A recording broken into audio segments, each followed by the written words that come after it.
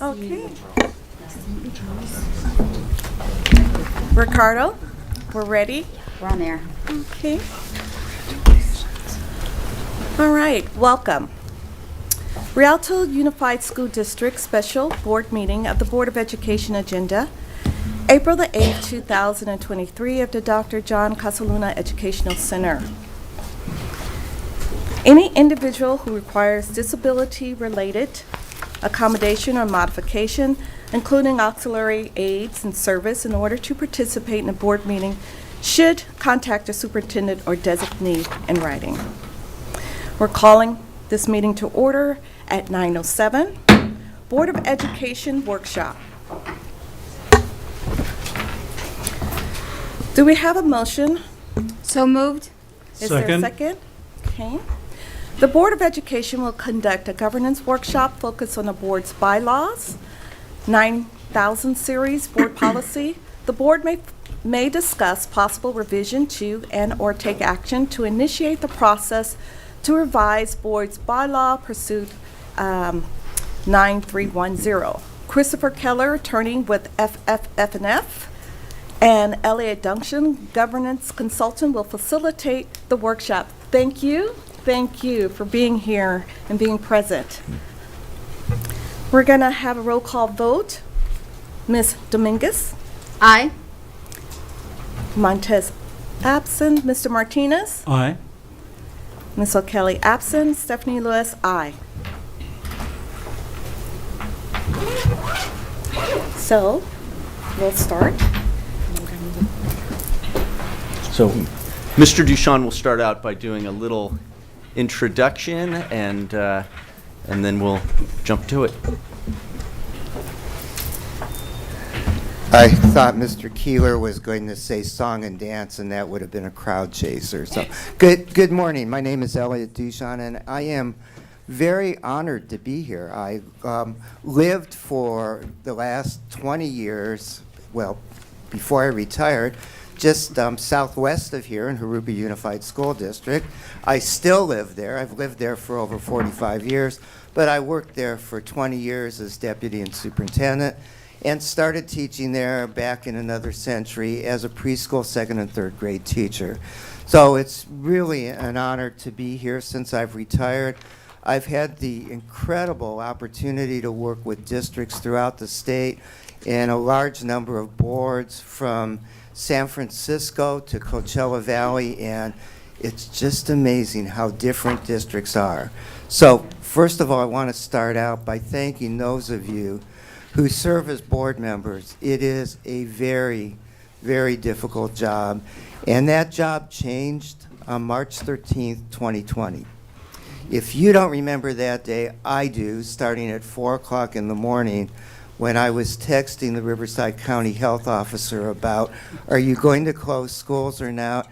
I have 19,000 students, and they're all potential vectors. And by the end of the day, I believe the governor closed schools. From that point forward, education in California and in the country has changed. It's become more difficult for board members. I'm sure your board meetings have changed, your role has changed, your interaction with members of the community and other people who serve in government has changed. So I commend you for sitting in the seats that you do. It's a difficult role, and in my heart, I know, and in my mind, that is a fundamental role in preserving our democracy. So thank you. Now that my speech is done, if you wouldn't mind, because I don't know you, of just sharing who you are. I've read your bios, but something maybe other than in your bios that maybe would be good for us or me to know. And secondly, why you want to be on the board. And President Lewis, if you wouldn't mind starting, I'll, since you're the president, you get to lead. Well, thank you so much, but I'm going to go ahead and we're going to just make a motion to adopt the agenda, okay. And we're going to take a moment if there's any public comment.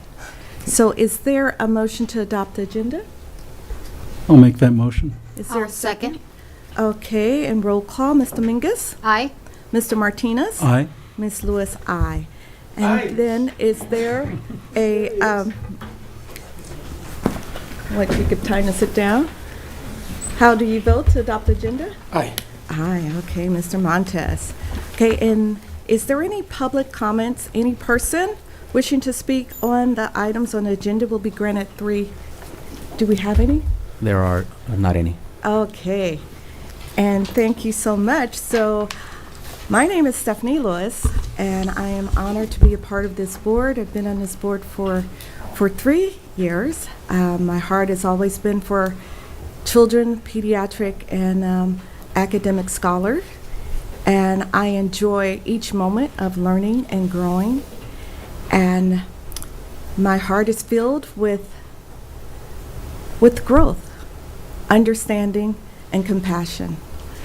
During this weekend, I really appreciate everyone taking the time on a Saturday to even dive deeper into board policies. Thank you. Mr. Martinez? Thank you, Chairwoman. Well, first of all, I'll make it real clear. I'm half asleep, as most of you are. Okay. Name is Joe Martinez. I'm in my 15th year. I'm a servant leader who really started because I was asked to by CSEA, our classified union. And they said, we need help.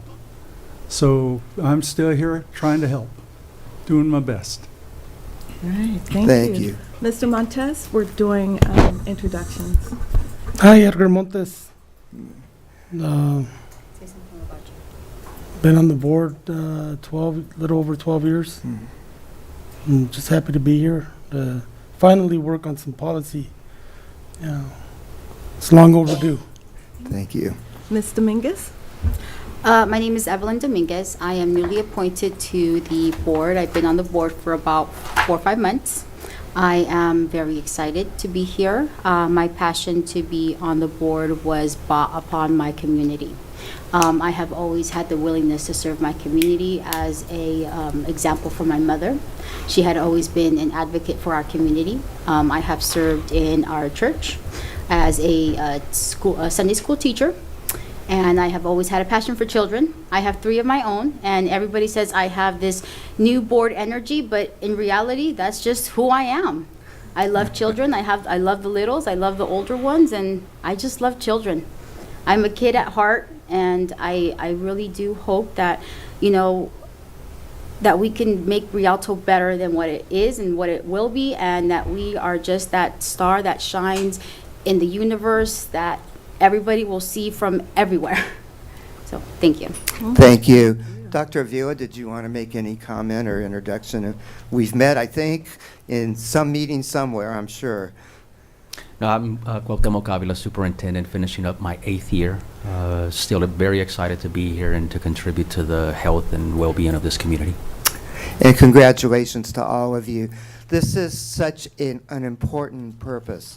If you are all involved in CSBA, you know the CSBA always starts out with the 5 things board members do. And the first one is setting direction. And a lot of the foundation of that direction, not necessarily your day-to-day or year-to-year, rests in your board policies because they are your governance documents. They are, if for lack of a better word, this comes with the qualifier, I am not an attorney, Mr. Keeler is. He can't kick me under the table from here, so I will not be giving legal advice. Actually, do you want to introduce yourself? Yes. I'm please. Chris Keeler. I'm an attorney with F3. I've been practicing school law for over 25 years at this point. I've worked with this district for quite a few years now. I agree with Mr. Ducharme that this is a great conversation to have because your board policies and particularly your board bylaws are really a roadmap for what you do as board members, what your expectations are, the authority that you have. I mean, so much important information is there. I don't think there hasn't been a deep dive into it in this district in a long time, so I think this is a great thing to do, and I'm happy to be here and help with it. So I will start out actually with a quote from you, Mr. Keeler, which is, every time I was in trouble, in one way or another, Mr. Keeler would say to me, what's in your board policies? And so many times, I confess it had been a while, or I hadn't read that particular policy, but particularly for you, your board bylaws and board policies underpin what you do every day and every minute in the district. So that's today's purpose, is to conduct a board governance workshop, and the board may discuss revisions to and/or take action to initiate a process to revise the bylaws. And I'm sure you all know that in bylaw revision, you go through, usually, probably in this district, at least a two-step process where you have a reading and then an adoption. So out of today, if there are changes, they will be handed over to Mr. Keeler, who will put them in the right language, and they will come back to your board for a first reading and then an adoption. So it will be important for us together, and particularly for Mr. Keeler, to get a clear idea of the direction that you would like to see a policy written in. So again, thank you for being here. These are policies you've identified for review. I'm not going to read what you can read, but they are all, as you can see, critical policies. They have a lot to do with what you do publicly, what you do around the district. So I think the next slide says 2 options. So we can approach this in 2 ways, and it's completely your choice. Neither Mr. Keeler nor I have a particular penchant for either one. So option 1 is to go through the board bylaws, starting with 9,000, ask if there are any questions or concerns. If so, discuss and move forward to the next one. And there's a lot of policies. Option 2 is begin with board bylaws already identified by the board, which would be these. Go through them probably in their order, unless there is one you want to call out in particular, and then circle back to other board bylaws if time permits. As we go through, I think it's important to have some norms as we discuss them. Mr. Keeler will give an overview of each policy just before we discuss it, maybe the criticalness of the policy and what it covers. Then as we do it, each trustee will have an opportunity, a first opportunity, to speak to the same board bylaw. Any comments, if you want changes, if you like it, and then we'll go round robin so that each person has one chance. I know that working with superintendents, probably more than with board members, we somehow like to get lots of things in that one idea in the beginning, but it's going to be very important for all of you to share your ideas. You all own these equally, and you all have to live by them equally. So the shared responsibility for the orderly conduct of the meeting, but also the ownership of those policies as you bring them forward to deal with, is going to be important. So I'm going to go back to this slide and see if there is a consensus. I'll turn this over to President Lewis and see if the board has a consensus on which option you'd like to go with. Okay, board members, did you have time to review option 1 and option 2? I think we should go with, Wait, did everyone have time to review option 1? Two? Did you? I'm Yeah. for option 2. I Okay. prefer option 2 as well. So I that's prefer, Martinez, Montez, Dominguez, all for option 2? No, I prefer option 1. Okay, so let's just go ahead and do a roll call. Ms. Dominguez, would you like option 1 or option 2? I think option 2 Okay. would be good. Okay, Mr. Montez, option 1 or option 2? Option 1. Mr. Martinez, option 1? Option 2. I regularly go through these at least once a year. Okay, Ms. Lewis, I'll go with option 2. Thank you. And Mr. Montez, we will do everything we can to get back to the others so that we cover as many as we can today. So, Yeah, we're probably not going to have enough time today to do it all, but, I think it's worth having it, if we have to have more meetings, to do so we can cover everything. good. Thank you. I think that's an important comment. So we've, had an opportunity to look at the norms. I hope everybody's comfortable. that we're going to listen, including myself. Sometimes listening is the hardest thing for each of us to do. I noticed, and I said this to Dr. Vila, that as I exited the restroom, you have the 4 agreements on the wall entering the Ed Services building, or whatever you call this building. And I had the opportunity to learn them and study them several years ago. And oftentimes at the end of the workshop, I tell people I'm going to give them a gift. Well, you already have it. They are very difficult they're easy to understand and difficult to live by. So part of it is, I think that's particularly important today is don't make assumptions. A lot of times even about what the bylaw was intended for, and that's a place where Mr. Keeler can be very helpful. He can go into why that bylaw is even required for you and what's in the law and what you should glean from it. A lot of times that was also a lesson I learned as a superintendent, is I'd read something, call Mr. Keeler, or occasionally another attorney, not very often, say, oh, well, I read this and it says this, and no, it really doesn't mean that. So please feel free to question the why of the board bylaws as we go through them. And again, as I want to underscore, one of the other things that CSBA talks about is a unity of purpose.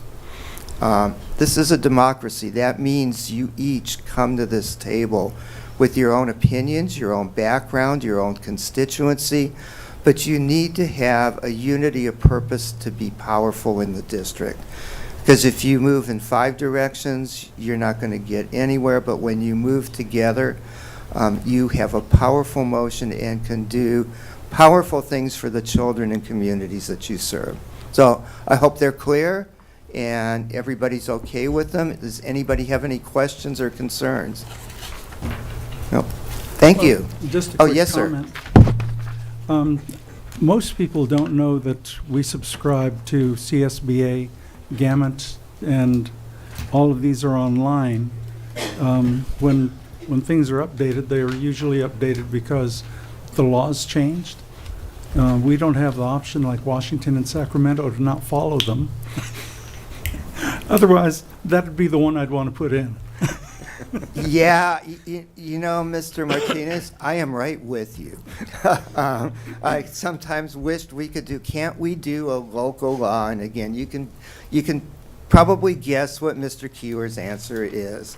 But those bylaws, you do bring up a point, though, that when they're updated, oftentimes, particularly when you're questioned under something under the law, the first question is, well, what's in your bylaws? Did you adopt it? So that's very important. So thank you. I do have a question on that. Yes, ma'am. I know that our website has translation for different languages.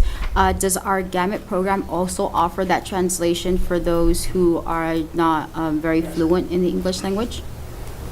They do? Okay, so I just wanted to make sure that the public was aware that if they had questions on the bylaws, they can also read it in their language of comfort. Okay, so we'll go through these norms quickly. The facilitator, that's me, will recognize persons who desire to speak. Each person who has the floor should be allowed to speak without disturbance or interference. The facilitator may ask legal counsel, probably may as well, for input on legal issues. And the facilitator or superintendent, in this case, Dr. Avila, I don't wear that title anymore. I kept telling people I was the past superintendent. They said, no, maybe you should say retire. So I had to change the scholarship that I do from past to retire, so they knew I was still there. May provide input or operational aspects of board bylaws. As you can imagine, both in my years with the County Office of Education and as superintendent and deputy superintendent of business, there were a lot of operational questions. It's what does that mean when you actually, the rubber meets the road with that bylaw? What does it mean for you as a board? What does it mean for your staff who, I had the opportunity when I listened to a board meeting, I know some of you by your pictures and your words, do their hard work in running the district. Okay. So reaching consensus. So seek to understand other trustees and other participants' perspectives. And as I was going to say, and I didn't quite finish my sentence, disagreement and respectful debate is appropriate, if not critical. I mean, you don't, if you came as only one voice, there would only need to be one of you. Identify common interests, consider applicable standards, strive for consensus, and seek a win-win solution. And remember also that as you bring forward consensus on a particular bylaw, it will then go through another vetting process where Mr. Keeler will put it in the form that it needs to come before you at a board meeting. You'll have an opportunity at a first reading to look at it and see if that's what you truly meant. And again, at that point, the public also has an opportunity to let you know their feeling about it. Staff will have an opportunity to review it, and then you'll have a second reading. So, I mean, an adoption. So it's important to realize this is step one in a process. It's not the end of it. And if there are places where there are disagreements, you might even say we have consensus. However, we would like a couple legal questions asked before it comes back to us.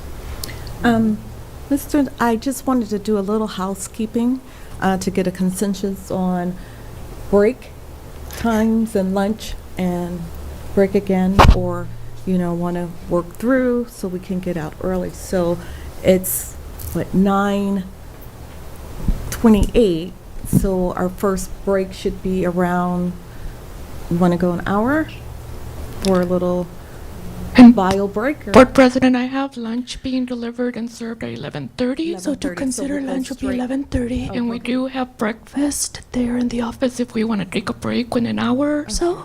So if anyone needs to, you know, excuse, it's going to be really fluid. So we'll plan on 11:30, our first lunch break and everything together. Is that the consensus here? You agree? Okay. I agree. Thank you. Thanks you so much, President Lewis. I am the type of person who puts hello at the end of my text instead of at the beginning. So it's like, let's get this thing. So I apologize if I didn't give you an opportunity to do that. People issues. People have emotions, have deeply held values, and particularly when a person comes from a community or professional aspect into a governance role, you tend to have very strong beliefs that you bring, and those are critical and important, and your backgrounds and viewpoints are critical and important. You should have two kinds of interests, in the substance and in the relationship. And something I will share with you is that it's very important that you are not your regular person when you sit in that seat, the same way as I am not Elliot Duchamp, you know, the guy who goes to what was then Albertsons on a Sunday afternoon when I'm sitting in my board office. I am superintendent of the school district. I need to behave differently, and that office should have a lot of control over my behavior. It's important to separate relations from substance, but I will tell you it's also important to nurture those relationships, because that's how you get to the substance. Be hard on the problem, not on the person. Easy to say, sometimes hard to do.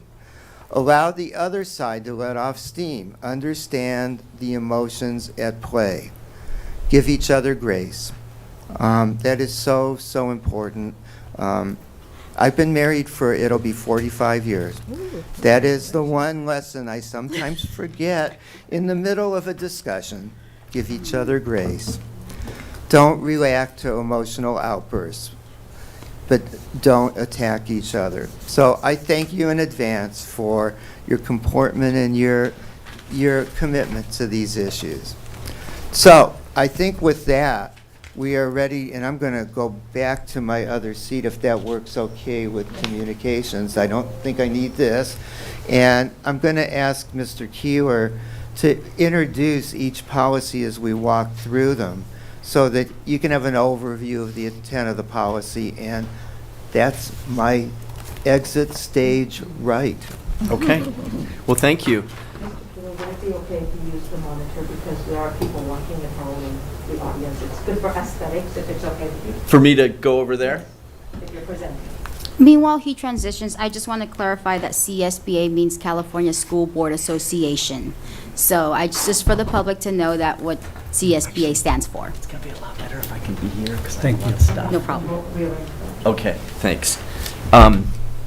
Okay, so just to make sure that I'm doing this right, you chose option 2, which was to go through the bylaws previously identified by the board. We will circle back to everything we can get to today. We may need further meetings to go through everything. It seems like there's an interest to do that, which I Yes. think is a good idea. Should I take these on in the order that Martha recorded them at your last meeting? Because I assume that was an order of like, maybe it was prioritized, or should I go in numerical order based on this list? I think we should take a vote. My preference is numerical. Mr. Martez, what is your preference? I'm good with either one, but if Martha took it down that way, we must have had some meaning to, I didn't realize she had, so I trust what she Are you does. I numerical? trust the board was on point when we were doing it, so I'm good either way, really. Okay. Could we, Mr. actually, could we pull up the slide that has the order and maybe Yeah. put that up? Yeah. Mr. Montez, did you have And any it's on their particular? binder. Either Oh, way it's- is fine oh, with you me have the too. binder? Either Oh, way is fine. Perfect. Either way is fine. Okay, Yeah. you're the only one with a preference, so let's Well- go that way. Well, yeah, because I think at that meeting, some people didn't put items down. That's what I was saying. I know I didn't. Okay. So, So, I'm sorry, I didn't hear the consensus of the the order. consensus is just go as outlined. As listed? Okay, let's start with Bylaw 9322. Bylaw 9322 is it's heavily influenced by the Brown Act. This is your agenda and meeting materials bylaw. Most of what's in here is mandated by the Brown Act. It talks about agenda posting and contents and What number are we on, sorry? 9322. It's on the And page you have 110. 29? 9322. Yeah, Tab it's 29. under tab number 29? Tab That's 29. correct. Thank you. It's on page 110. Yeah, I see it right here. So this, most of what is in here is mandated in the government code. But there is some material here that is a interpretation or kind of the operationalizing some of the language, and that's mostly where it relates to agenda preparation and the collaboration of the board president and the superintendent in preparing the agenda and the right of other board members and members of the public to put matters on the agenda.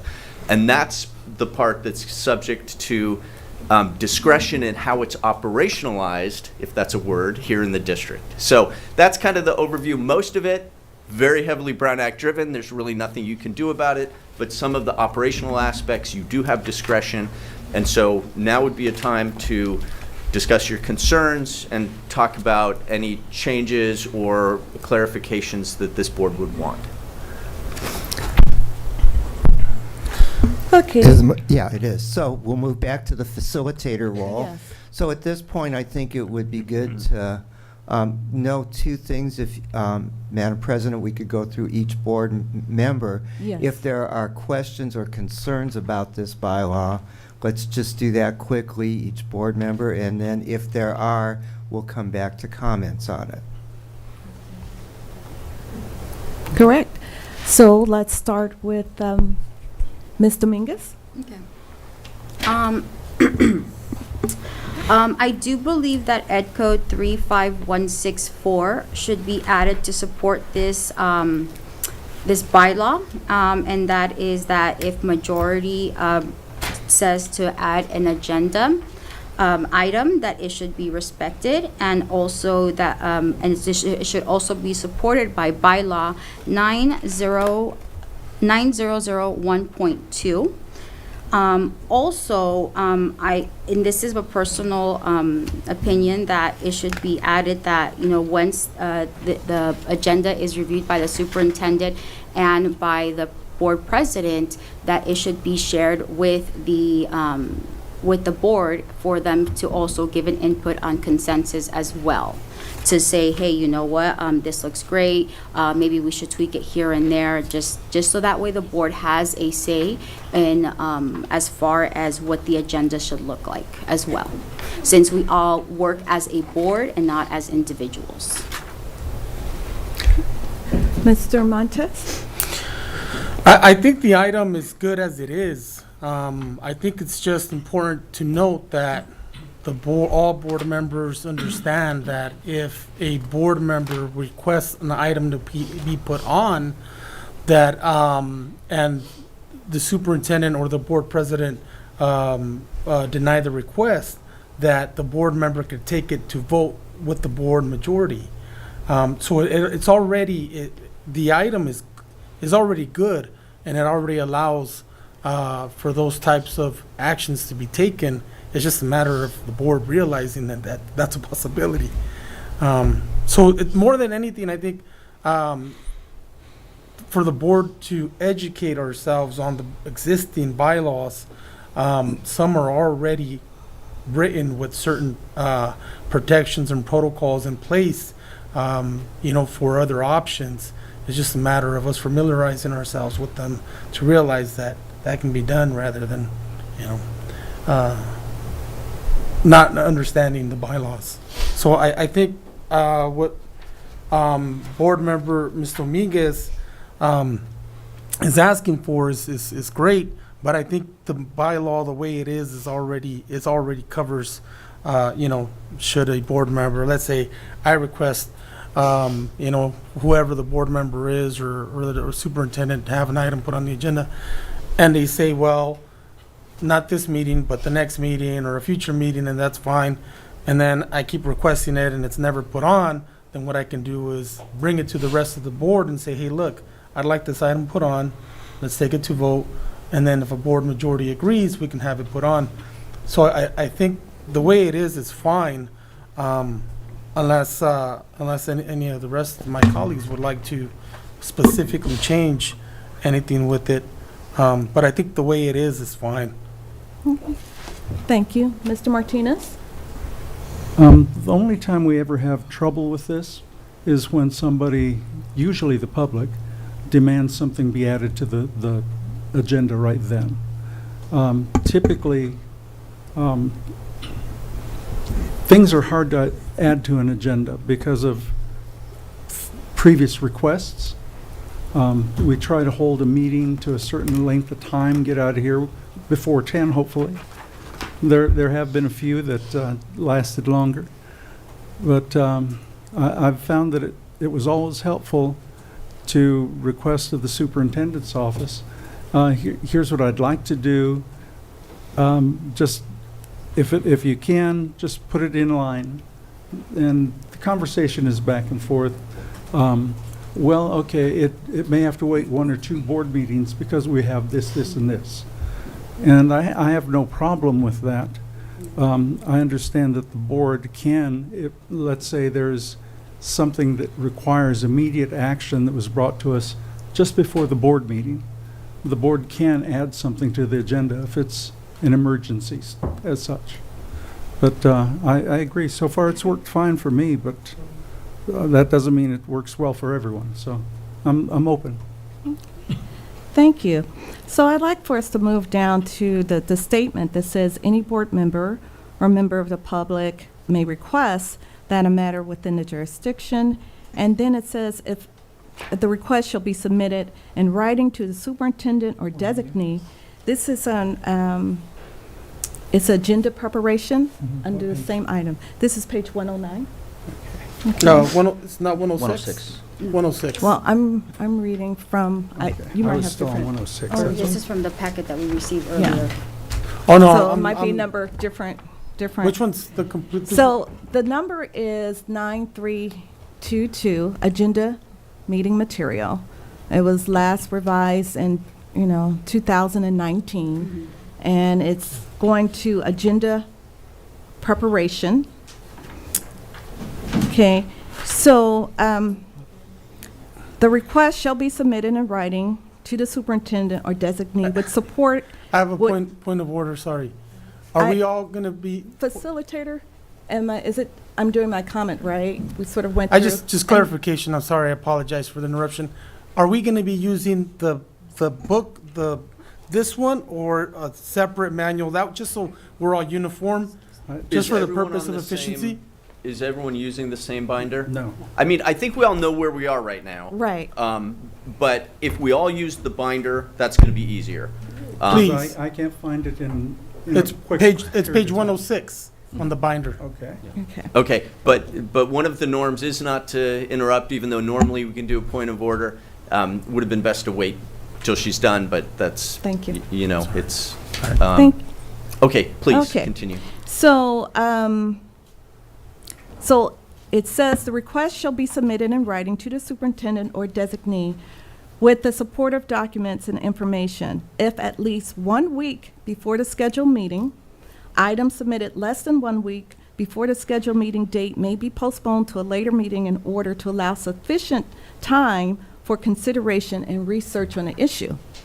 So the board president and superintendent shall decide whether a request from a member of the public is within the subject matter jurisdiction of the board items. If it's not within the subject, before placing items on the agenda, the board president and superintendent shall determine if the item is merely a request of information or whether the issue is covered by existing policy or administrative. So, you know, I think I concur with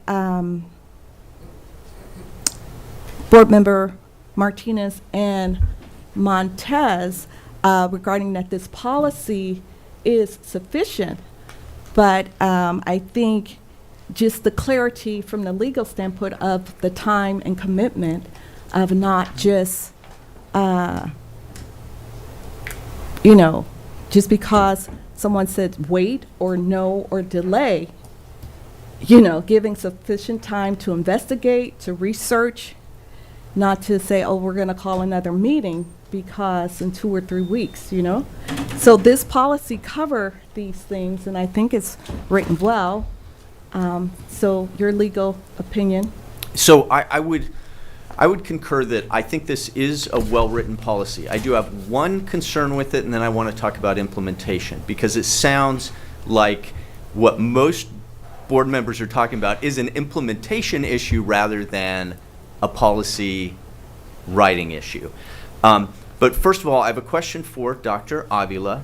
How far in advance do you require members of your cabinet to bring materials to you for items that go on your agendas?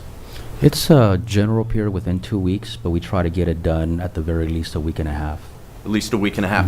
Your board bylaw says 7 days, and that is the standard under CSBA. Almost every district I work with, I tell them that you're letting members of the public put matters on your agenda with less, that you might know nothing about, with less lead time than your superintendent requires of his cabinet. I do not like the 1 week rule. I recommend that you change it to 10 to 14 days. When you do that, it gives staff an opportunity to research the issue. It gives you the lead time to put it on the agenda. It also makes it more likely that requests from board members to put items on the agenda get put on the next agenda rather than deferred out to later dates, because there's been sufficient lead time.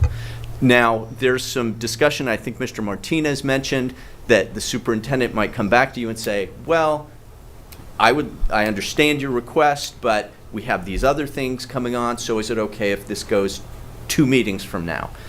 And Mr. Martinez says he's accommodating to that. Yeah, and in most cases you will be, because you understand what's going on and all the many things that have to happen at your meetings, and maybe you don't want to stay past 10 o'clock, which is good practice. So anytime, let's say you change this to say 10 days or 14 days lead time. Anytime that someone says, I want this on the agenda, here's my written request, here are the materials that it's based on, please put it on the next agenda. If the person making that request is asked to delay it, push it out, there's never a problem with that. There's never a problem with the district or the superintendent saying, we have a lot going on at the next meeting, it's a big awards meeting, how about we push it off into May? And if the person consents, great. But if the person pushes and says, I have a right under Ed Code 35164, just as Trustee Dominguez mentioned, and your board bylaw says, if I tell you with a week's lead time, it will be on the agenda, unless it's not under the subject matter jurisdiction of the board, and I insist that this go on your agenda, then you really should put it on the agenda. And so my recommendation is extend that lead time obligation to either 10 or 14 days. Always be open to postponing it if the request is reasonable. But other than that, I think this is fine as written. Understanding that only matters that fit within your subject matter jurisdiction can be excluded. So if it's, we want to... Something regarding the city, that's a city jurisdiction issue. Exactly. And we see that from time to time. People we want to do. get in front of every venue possible to make their point. The other thing that's unwritten here, but I'm it's- sorry, can you explain the city jurisdiction? Okay, so subject matter jurisdiction of the district, your board has extraordinarily broad jurisdiction. Pretty much anything education related within your boundaries, right? So if it relates to the schools, personnel, students, whatever, that's within your subject matter jurisdiction. The classic case on this point was someone who wanted to, this tells you how old it is, someone wanted to protest the Vietnam War at the Santa Monica Air Resources Board or something, the Rate Control Board, maybe that was what it was. And they wanted to come in and every single week, bless you, every single week or every single meeting, they wanted to talk about the Vietnam War. And the board shut them down. And they got to go all the way through the Court of Appeal saying, okay, you have a First Amendment right to be here to talk about things within our subject matter jurisdiction, not to talk about the Vietnam War. And the court upheld that. So if it's within something that you can control, then any board member can put an item on the agenda. Any member of the public can request that an item go on the agenda. And per your board bylaws, you're going to put it on there eventually, whether, and we're talking about timing. But if it's not within your subject matter jurisdiction, if it's the franchise tax board, or if it's the city is creating a new parking ordinance that is not within your subject matter jurisdiction, for example, then you do not have to entertain that. And you can say, no, go to the city. We also have off-the-agenda comments, and that's where those subjects do come up. How do we handle that? I mean... So again, the Brown Act says that you have to allow comments on every item on the agenda and matters that are not on the agenda that fall within your subject matter jurisdiction. So the board president can warn a speaker saying, this does not appear to be within the subject matter jurisdiction of the board. Do you have comments that fall within the board's subject matter jurisdiction? If so, please continue. Now, it's always a debate. Do you gavel them down and remove them from the meeting, or let them just give their 3 minutes and move on, right? But technically, you have a right to enforce this limitation within subject matter jurisdiction of the board. So the bottom line on this one is, I think it is. I think it's worthwhile to add a reference if it doesn't, and I did not print all of the legal citations, but I think a reference to Ed Code 35164 is in order.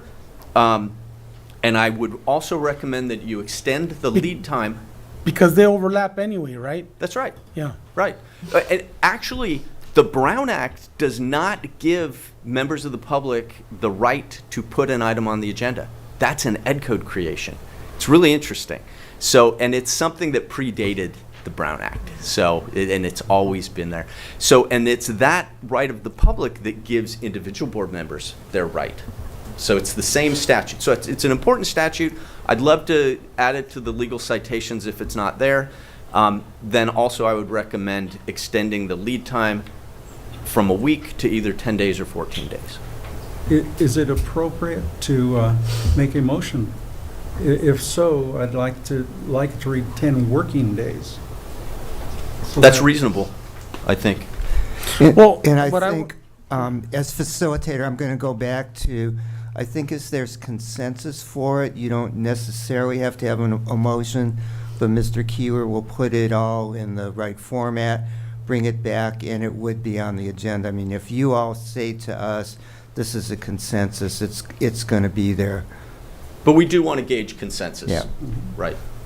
And I might add something too, that I've watched a lot of board meetings, not just my own in the past few years, and you do have members of the public wanting to use the school board room as a bully pulpit for items that are affecting society, not necessarily the education of your children. So this is probably very critical. And just Elliot's helpful hints are to, when somebody submits one, put it in quotations on the agenda. Don't do their grammar checking for them.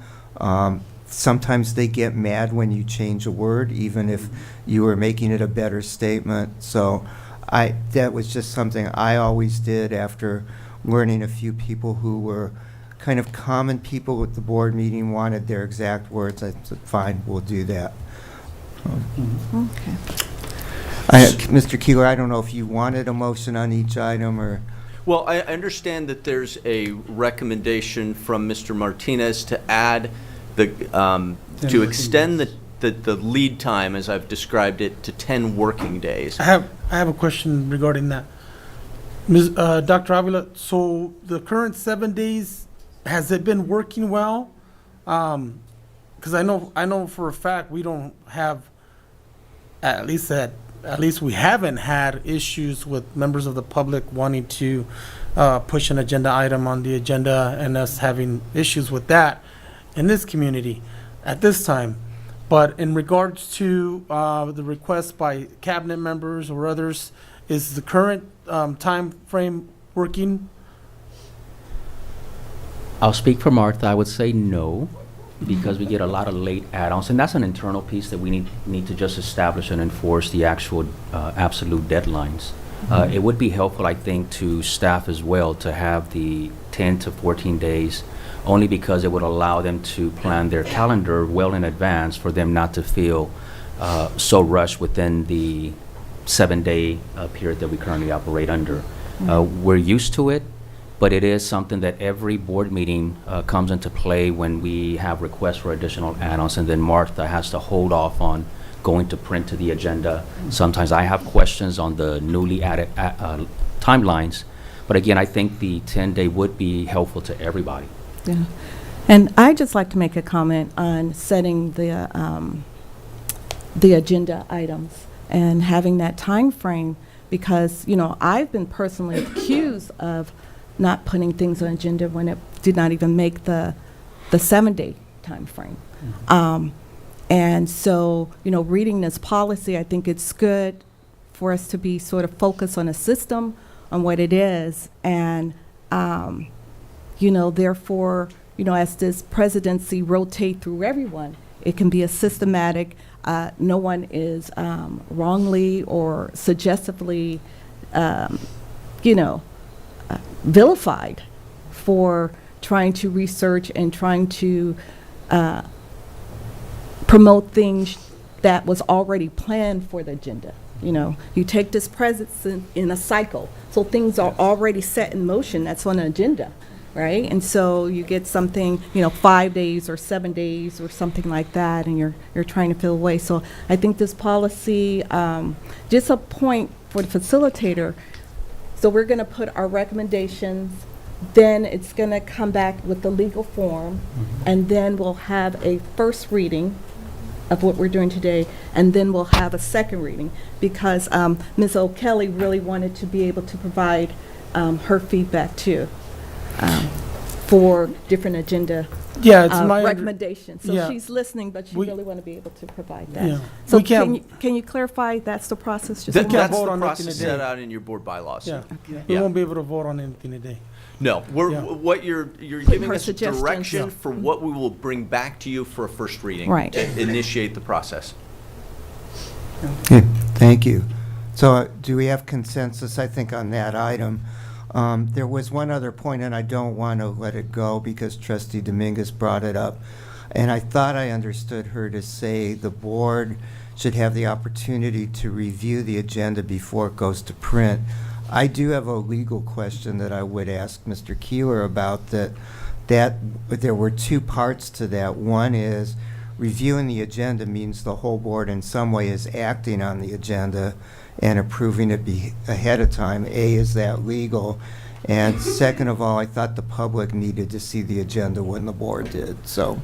No, that's incorrect. The board does review the agenda before it goes to print. We do have the opportunity to know Okay. what's going to be on the agenda and research if we need additional information regarding any items. I think what Ms. Dominguez, good thing she came back, I think what she was suggesting was to add, reference the ed code that Mr. Keeler spoke about, and then I think the other just suggestion she had said was to be able not only to review, but was regarding the agenda, The ed items of the code? agenda. So basically, be able to remove or add anything on there to say, okay, the final approval. So if something gets denied, or like Mr. Montes had said, if something gets denied, and we don't see it in the agenda in the next few meetings, of course, it's not going to happen overnight. Then it be as a motion and be respected that it does go on the agenda as a vote of majority.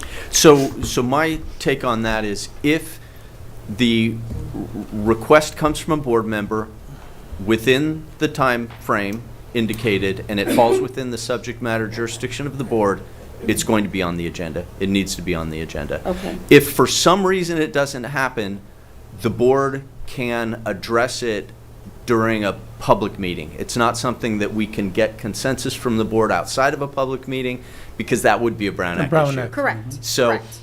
So it is something that if there were a failure to abide by this board bylaw, that's something that could come on an agenda, and could be even addressed during, your board comments as well, if that's something you wanted to bring up.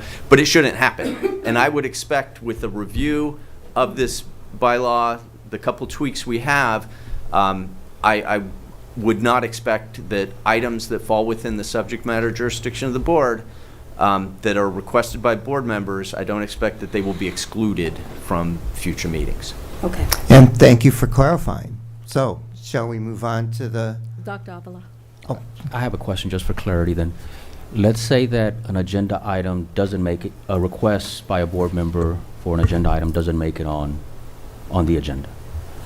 Then that board member or any other board member can request that the agenda topic be added to the agenda so that the entire board can have an opportunity to vote on it? Or does that happen during an actual meeting at a time where the board agenda item is not on the agenda? So I take a step backwards. Why didn't, in this hypothetical situation, why didn't the item go on the agenda? Let's say timeline. Okay, if it doesn't meet the timeline, then presumably it's on the next agenda, and that's the explanation. The reason it isn't on this agenda is that it was outside the timeline, so it will be on the next agenda. I think that's the answer. I wouldn't see that there. I think what the question is let's say I'm the board president and Mr. Martinez requests an item, and I say, next meeting or the following meeting, and he gets to a point where he says, hey, board president, I requested an item with time, and you keep pushing it off, or your personal belief against it is keeping from the item to be put on. How would Mr. Martinez go about at one of the meetings to address it without it being on the agenda, other than just speaking about it during board comments? How would he be able to bring it to vote to the rest of the board so that the board could vote on it and then have it forced on at that point on the agenda? Right. Do you have it's common, We need to add, I know where you're going. We need to add an item on the agenda that allows for that type of stuff. Yeah, so exactly. If this were an issue, or it became or continued to be a concern, Many school districts have an agenda item near the end, usually the very final agenda item that says future board meeting agenda items. Old business or. And you can put an explanation that says board members may, propose items to go on future agendas. And it could be described as a discussion and action item. I like that. Yeah, I like that too. And a lot of school districts do that. Now, you shouldn't need it with this board bylaw. But if it is something that continues to be a concern, you could do that. And it could be clarified that this is for board members. This is not a free-for-all where, we're asking everyone to suggest items for future meetings, but that this is an agenda item for members of the board to propose items to go on future agendas. And so that's a way that you could do it, and you could have take care of it that way. Again, if you're implementing this correctly, I don't think you'll need it, but that is a way that you could deal with an issue. But Chris, my question, Okay. sorry, Go ahead. Mr. Martinez, just to be clear, even if we add that particular item on the agenda, that will be for a future and That's not in the moment action Right. on the requested action. Absolutely correct, and I should have made that clear, so thank you for clarifying that. And it's going to say, the agenda item would say for future board meetings. So there's no way to, let's say, in your example, Mr. Montes, you just said, no, it's not going to happen, Mr. Martinez, sorry, I'm not putting it on the agenda. And it was within timelines, it should have been on that agenda. If it doesn't go on the agenda, there's no way to put it on the agenda. But at the next meeting, if there was this placeholder, agenda item, then you could decide that it's going to happen at the next meeting. But again, I don't think that should be needed if we're implementing this correctly. So, aside from Mr. Martinez, let's just hypothetically says, hey, now that we're at this item I announced, is there any items board members would like to bring up for future meetings? Mr. Martinez says, hey, I want to bring this item up at the next board meeting, and not 5 months down the road.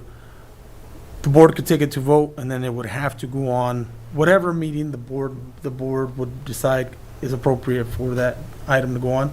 Yeah, that would, and one of the, yes, that is correct.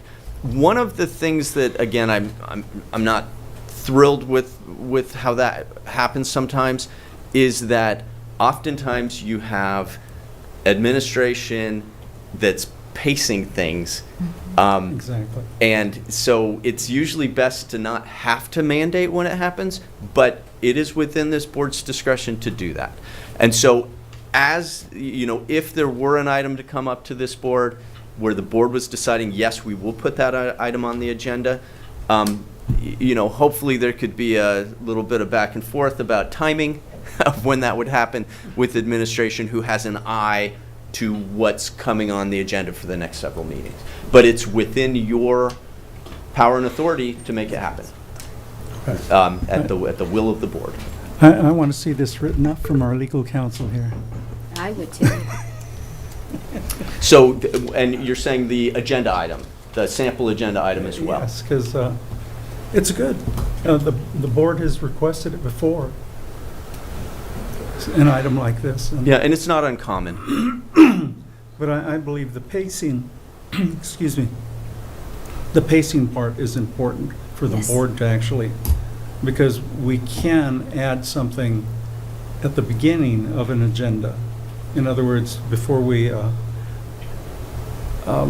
accept the agenda, that we should be able to say, well, okay, we have something that has not made it on, and the board would know, because we would have discussed it here in open session. We can always, if it's an emergency again, Right. we can add something. Right, and that's built into your board bylaws and the Brown Act as Yes. well. And it's adequately stated there. So, am I understanding a consensus as to the timeline tweak that we talked about, 10 work days, I'll give a sample agenda item as well, and then and you already get a copy of the draft agenda in advance. Yes, we do. So it sounds like that's all I'd have to do here. That's pretty easy. Can you handle that, Mr. Keeler? Yes, I can. Okay, You great. want to add the reference of the ed code? Oh yeah, that was the other thing. The 35-164. Yes, that I have that in my notes. I just didn't. I just put an asterisk by it.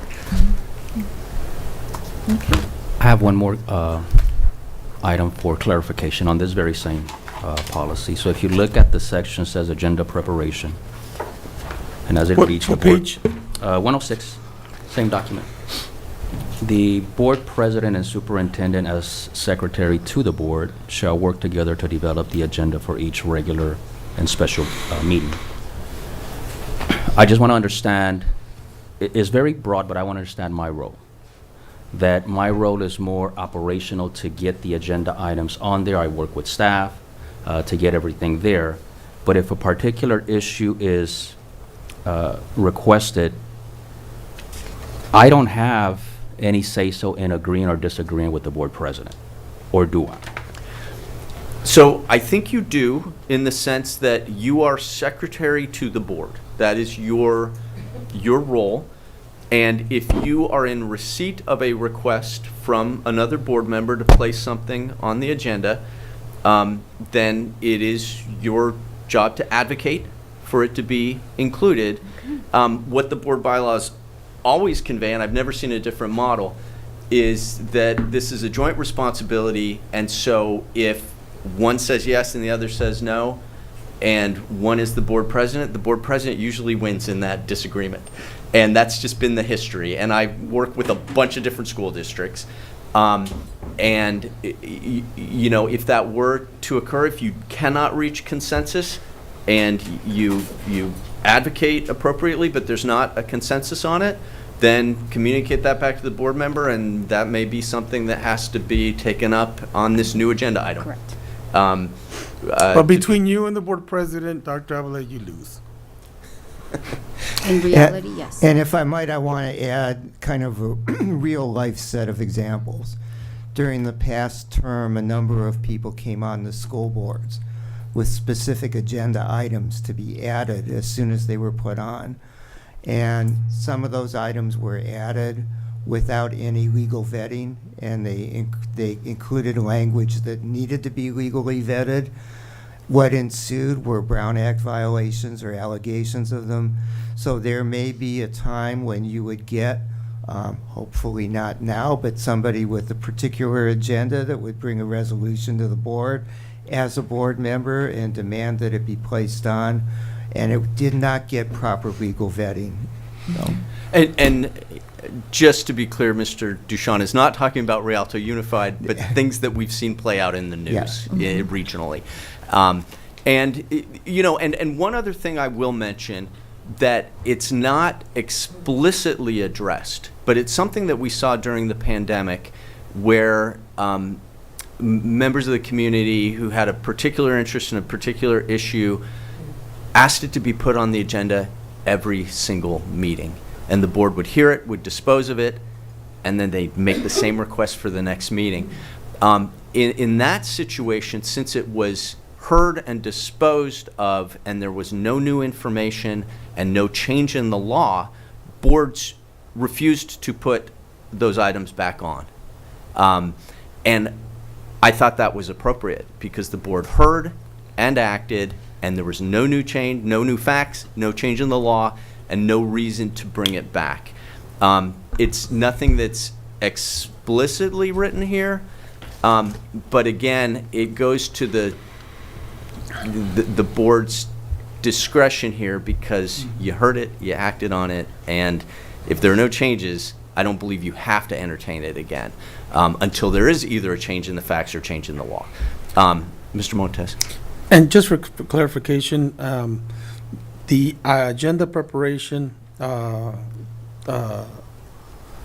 paragraphs, I think are, I think the way that they were developed, I think are good because it does allow, for a protocol and for options. I do want to just mention that Dr. Avila does a great job at being as neutral as possible when it comes to issues that arise within the board. And he does a good job at disseminating the information to everyone. But at the end of the day, if anything has to come to vote, it's the board or a board majority who has to take action on any particular topic or agenda item to be put on or taken off the agenda. And then oftentimes, a lot of times, the superintendent himself, can decide to take an item off if a board member wants to bring it back or for whatever reason. I think oftentimes the board president also can do the same, have an item put on or taken off if it's not that big of a deal. And I think that the majority of the times, this district and this board does a good job at doing that. But I think the way the policy is written just is a perfect formula to be able to exercise, different options. If the norm is not, if anybody's not happy with the norm, whether it's a board member or a member of the community. But thank you, Dr. Avila, because you do a good job at, hey, if I'm the board president and you tell me another board member wants an item and I tell you no for whatever reason, then you go back and then, the option will be for us to review it at the public meeting if it has to get there. And thank you, Mr. Montez, because Mr. Keeler used a very strict legal terminology called back and forth, which I think is really important in these interactions, that someone may bring a resolution or something that's really going to come a week later or whatever. And that's where the dialogue, that becomes the art of boardsmanship that's not written in the law, and working with your superintendent. And I think that's always critical, and it sounds like you have a great rapport with that. So, Okay, we're so gonna, I think I understand the directives being given, and so let's move Yeah, to... and that the timeline, just to wrap it up for the directive, is there was consensus that this policy was viable. This will, with the recommendation, will be coming the new revised date, the time frame of the 10 working days, the addition of the ed code, and then it will come back for review and then a first reading. Correct. Thank you. Perfect. thank you. Okay. Great discussion.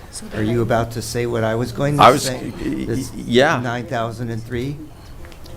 So item 9003 relates to boards. Is there a question? Ms. Dominguez, just wanted clarification regarding the item on the agenda that's going to be. I'm going to bring a suggested. sample. That wouldn't be included in the board bylaw. Okay. Because we don't, generally have board bylaws that talk about particular agenda items, but that's something that I will also provide a sample of that board agenda item, and I'll give that to Dr. Avila, and he can circulate it so Okay. that you can see it. So that's on it. It's not a bylaw revision, but it's something that is also on my to-do list. So thank you. Thank you. Okay, Board Bylaw 9003, so one of the upfront ones. It talks about the importance of open channels of communication between the board and staff. It emphasizes that the most basic line of communication is between the superintendent and board members.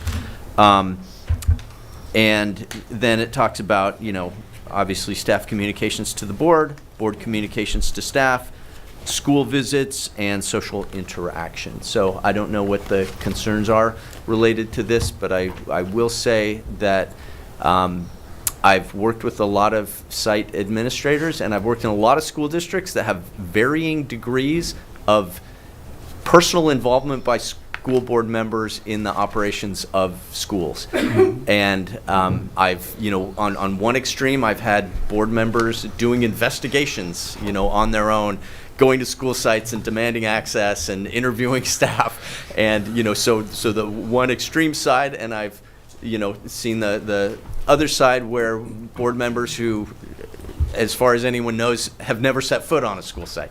So I've seen the full range. And what this policy or this bylaw attempts to do is create a balance so that there is, your primary line of communication coming from the superintendent, that site administrators are not going to be freaked out or stressed out by having board members suddenly show up at their schools, and that the scope of what the board members are doing there doesn't start becoming more akin to management of those schools as opposed to information gathering or, in the oversight sense of things. So anyway, that's my big picture understanding. I do not know what the individual concerns are, so Yes, so Madam President, if, again, we could do, very brief comment from each board member as to whether they're comfortable with this policy or there are some changes each would like, and then we'll continue with the discussion. The last one proceeded not quite according to the norms, but I think very productively. So thank you. Okay, Ms. Dominguez? Yes. So under board communication and to staff, I do see where it says that, that all communication should go through the superintendent. Now, I understand that Dr. Avila is human. He has a life, he has a family, and there's times where he is going to get sick. And obviously, we want to respect that and we want to give him the opportunity to heal and everything. So in his place, when he is not available, because obviously I do not want to be bothered when I'm sick, who can we reach out to? And is there any verbiage that we can add to who we can reach out when he is not available? So that is a great question. It's common to add superintendent or designee to stuff like that, and the designee would be and I will call her deputy superintendent for lack. Lead strategic agent. Miss Wonderful Lead Strategic, Miss Gibbs. So and Dr. ordinarily there would be for lack of a better word, a chain of command that's designated. If the president is in Air Force One and unavailable, we go to the vice president. And so we could add some clarification as to that point. Yes. Great point. Also, under social interactions, I do need some clarification on here where it says, therefore, discussion on either party of personalities or personnel grievances will be considered as evidence of unethical conduct. I know that, our biggest thing is about relationships and connections. Obviously, we do talk to staff. We want to have those connections. We are not gods to where we tell staff, don't talk to us because we're a board member. No, absolutely not. There are things that, of course, we cannot discuss as being board members, and there are things that we should not discuss as staff to board members. So I just want to clarify on there that as far as personalities and grievances, that those are just a hard no, to where if they, I want to make aware that those are the biggest things that if they come to us and say, hey, you know what, so-and-so filed a grievance on me because I looked at them the wrong way or something like that, we just, that is a hard no, that is something that is considered unethical. Yeah, and that's an important point because it derives from the ed code that says board members act by majority vote of the board. Correct. And that's where your power derives from. Correct. And that you don't have individual authority to resolve grievances, Correct. to fix personnel issues. And in fact, board bylaws in other areas say that when complaints come to you, whether it's a parent talking about a student issue, whether it's a personnel issue, as the example here was, that you refer them to the correct procedures. Now, you can hear them out. Of course, of course. You are elected officials. You have to be responsive to your constituencies. But when you, and I don't mean you, when a board member crosses the line is when they start taking sides outside of the process, or they start, investigating or attempting to resolve the grievance or the complaint on their own. And your primary function is to point them to the right process Sometimes they'll come to you, and you've probably all heard this, More than and say, sometimes. I filed the complaint, but I haven't heard anything. No one's doing anything about it. They're not taking me seriously.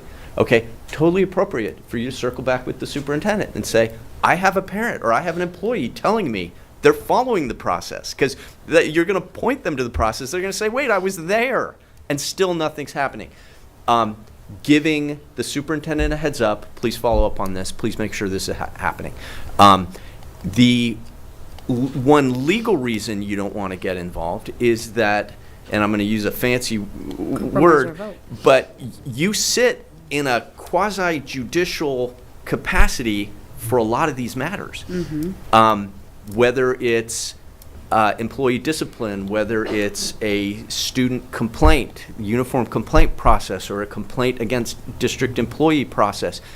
You're the ultimate finder of fact. You're the ultimate decision maker. So if you're involved in the investigation level, It compromises the vote. you can't wear both of those hats. You need to be the judge. The judge is not the district attorney, and it's not the public defender, right? Judge has got to be the judge, and that's your role in a lot of these issues. So it's important to remember what hat you're wearing.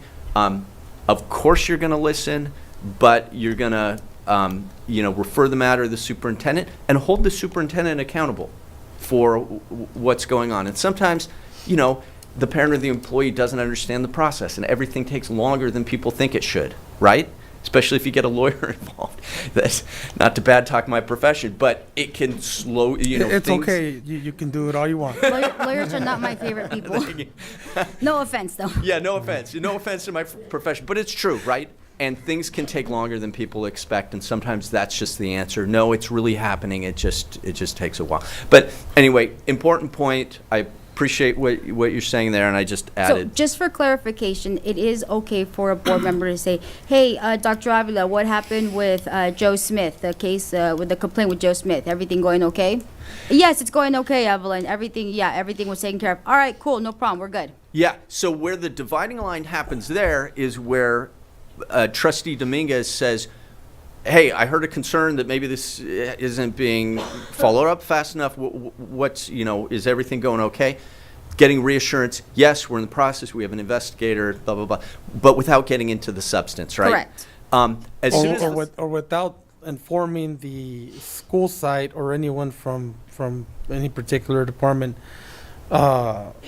listen and get all the information and then relay conversation to the superintendent without making any promises, without making any decisions or giving any directives to the staff. But I think what Mr. Keeler is saying is always listen, and then based on what information you're concerned about, relay that to the information, have a discussion with it to the superintendent, rather than engaging and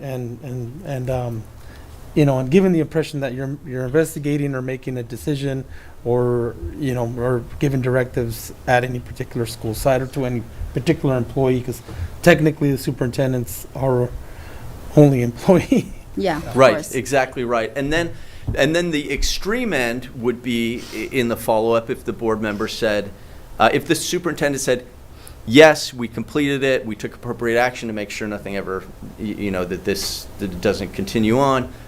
So, it's a low-level personnel matter is what he's telling you, right? And the next area where a board member can, get into trouble is to say, okay, I'm going to need to see that write-up. Or I'm gonna need to check that investigation file. Obviously that's individual board members don't get to go in and read through personnel files and get the investigation report. If that were to happen, it's gonna be at the high level, right? As I said, when you're sitting as a quasi-judicial body and you're hearing the complaint, it's nothing that individual board members are gonna be able to go in and unlock the cabinets and personnel and look through that stuff. And that, and I know that sounds silly that I'm even saying that here, but we've had issues in other districts with that sort of thing, so. And I'm going to underscore that is this on? No. Yeah, it's on. Oh, It's on. okay. It's not only you, it's us who serve as staff in a district. Quick example, I went to a school site. Teacher did this wonderful thing in an assembly about how he'd wanted to be a teacher since he was in kindergarten. It was so heartwarming, and I wanted to go up and say, I'll bet you're a wonderful teacher. Well, I didn't, went back, talked to our deputy, and I said, "You're going to tell me he's one of our worst teachers, right?" And he had been a teacher in PAR, which is the, Peer peer assistance. count, yeah. So when you listen with an open heart and an open mind and a closed mouth. Because I have seen people do this, one side of the story, and I've heard them myself, and you want to say, oh my God, how could that happen? We would never do that. I'll gather the information. We have exactly as you said, Mr. Montez. It's very critical to be, you can be warm, you can even be passionate, but not critical and not comment. And don't make a decision. Of course. Right? And I mean, think 'cause we've you have got to keep an through- open mind. I think we've gotten through 2 people on this one, Right. so. Sometimes the public will email us or catch us on the street, and they want things done in the next hour. They want an answer from the superintendent's office 5 minutes after I make the call. Typically, and this is for the public, I would expect by the next board meeting, the board would hear something. In other words, email comes in, complaint, thank you for your email. I am forwarding this to the superintendent's office. I shoot it to Martha and Dr. Avila. One of them's going to see it. And then I expect not to hear anything and have total hands off. That's me until the next board meeting. If I hear it again before that, then I'll shoot it again. Then, well, I'd love to be able to say, here's our timeline, but that's really unreasonable because there may be 30 things before them. So what is a proper way to give an update to the public if they ask? What you're describing is the board member's conundrum, right? I mean, you're cornered in the grocery store, and they're expecting you to know everything that's happening in this gigantic operation that you have, right? But you can't tell the member of the public, well, you're just being unreasonable. Do you know how big this district is? I mean, obviously you can't do that. But what you can look for is for your administration to be responsive to you and give you an update at the next board meeting. If there's some emergency, there's some timeline that the person informs you of, ask the superintendent, what does this mean? They're telling me that it was due last week. Can you please explain this to me? And hopefully you can get a response. But again, in most cases, the response will come at the next board meeting. There's a process to be followed. And the communication back to the community member usually just needs to be, there's a process to be followed. And administration, I am making sure that administration follows those processes. But it's not my job, you'll have a more diplomatic way to say it, but I can't get involved at this phase and resolve this complaint. Administration has to do its thing. At some point, it may come to the board, and I can't be involved before that, except to make sure that administration is responsive and follows its own policies. And typically, I will answer back, the superintendent should get hold of you by the next board meeting or just after that. And that seems, superintendent or designee. Yeah. And just know that in practice, we do have staff that will respond to the person. I try to do it that same day. Yeah. But we do have a 48 window time frame for at least a call, thank you, a response that we have received your complaint. We'll be working on it, and how long it takes to resolve depends on the issue.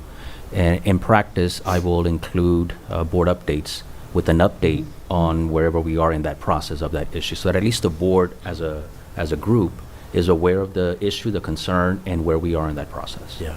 Excellent. And that's best practice. Mr. Montes, did you have any on this? That practice has developed really well over a period of years. Okay. Yeah. And So, President Lewis, I think you're the Yeah. only board member that actually hasn't I gotten was it. just waiting my turn. So when I look at communication, I look at the governance role I sort of say that as a governing body, you know, we are not in the weeds. For just my profession, we deal with surgeons and different providers that you're seeing, and they have a board of supervisors as our governing body. But the board of supervisor will not pull a surgeon out of surgery. Or the board of supervisors of San Bernardino County will not go into surgery trying to perform the surgery. So I really take that approach of you have to, you know, there's a time and they're set aside because the work continually have to be done. The teachers have to teach, the transportation, the security, all this is going on. And having system of customer service, being polite, kindness is to respond. I heard your complaint. I received your, stamp it. It's dated for the timeline to begin. But we have to say that the superintendent, the cabinet, the teachers, everyone is working. It's a job. So they're at work, Martha. And so I think it's very important for us to respect people's time because their work is education. And that communication of the 48 hours that he set up with the updates, so we can all, because a lot of times when they have a question or concern, they're not going to just stop at one board member or one person. About time you put in your request, that request might have been the same request 5 times from 5 different people. So it's very important for them to be able to field, and we have to have this sort of trust and say, okay, you responded back, you got that complaint, and I forwarded. Thank you very much. I will be forwarding. Let the people know you'll be forwarding to the process. I really, really like the board updates because it updates us, and I'm like, okay, I've heard this, someone else heard this, and they're working on it in the process. And when there's snags in the process of saying, oh, this timeline seemed like wasn't met or no one responded at all, just directing it to the superintendent it's just very important to just close this loop. People want their complaint to be addressed. I got it, I read it, I received it. The process is in order. And as you said, depending on the in-depth or the severity, it might take a month or 2 to really resolve. Some things, it's so many moving parts. So I think as a public and as a parent, as a person, a professional, you have to know that there's structure, and if something is really done in haste, is it really done? And then when we see it back, we want to have all the parts so we can make an informed decision as a governing body. So, this revision, go ahead, Mr. Martin. I do want to, at some point, address when this goes beyond what we've just discussed. Someone could walk into any of the staff, the secretaries, security, and actually begin badgering them, creating a hostile work environment. Correct. Whether we address it now, just let me know when we will. We have people that regularly do that. That's their mode of communication. Could use some direction in how to handle that diplomatically. Are you talking about a member of the public? Or Yes. Okay. A member of the public didn't like to wait. They say, I demand it now.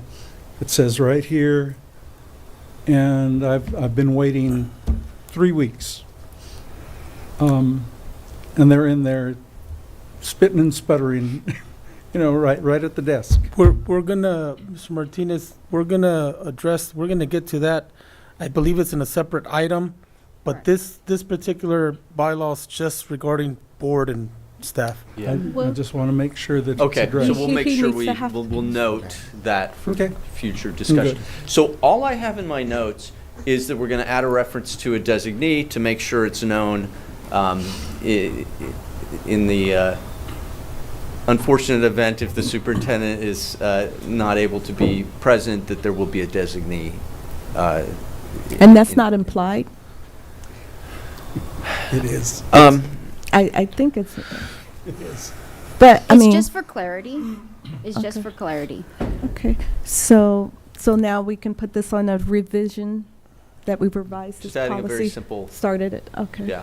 And the good side effect is it will then say reviewed 2023 instead Right. of 1919. Correct. Or Good. 1999. I think that's Okay. very out of date if we're talking about 1919. Yeah. Okay, great. So, just All one right. more question, since we're on the topic of communication. I have a scenario as far as, let's say we have a community member or a staff member that's not happy with an outcome and decides to email the entire board on one email and tags every single one of us. Should we respond and say, hey, we received it, or should we allow the superintendent to give him the option for the 48-hour window and say, we received it, we will look into it? So, as long as it's just an acknowledgement of receipt, that's something that this board can decide what your practice is going to be. It's not, I would say don't reply all. Of course.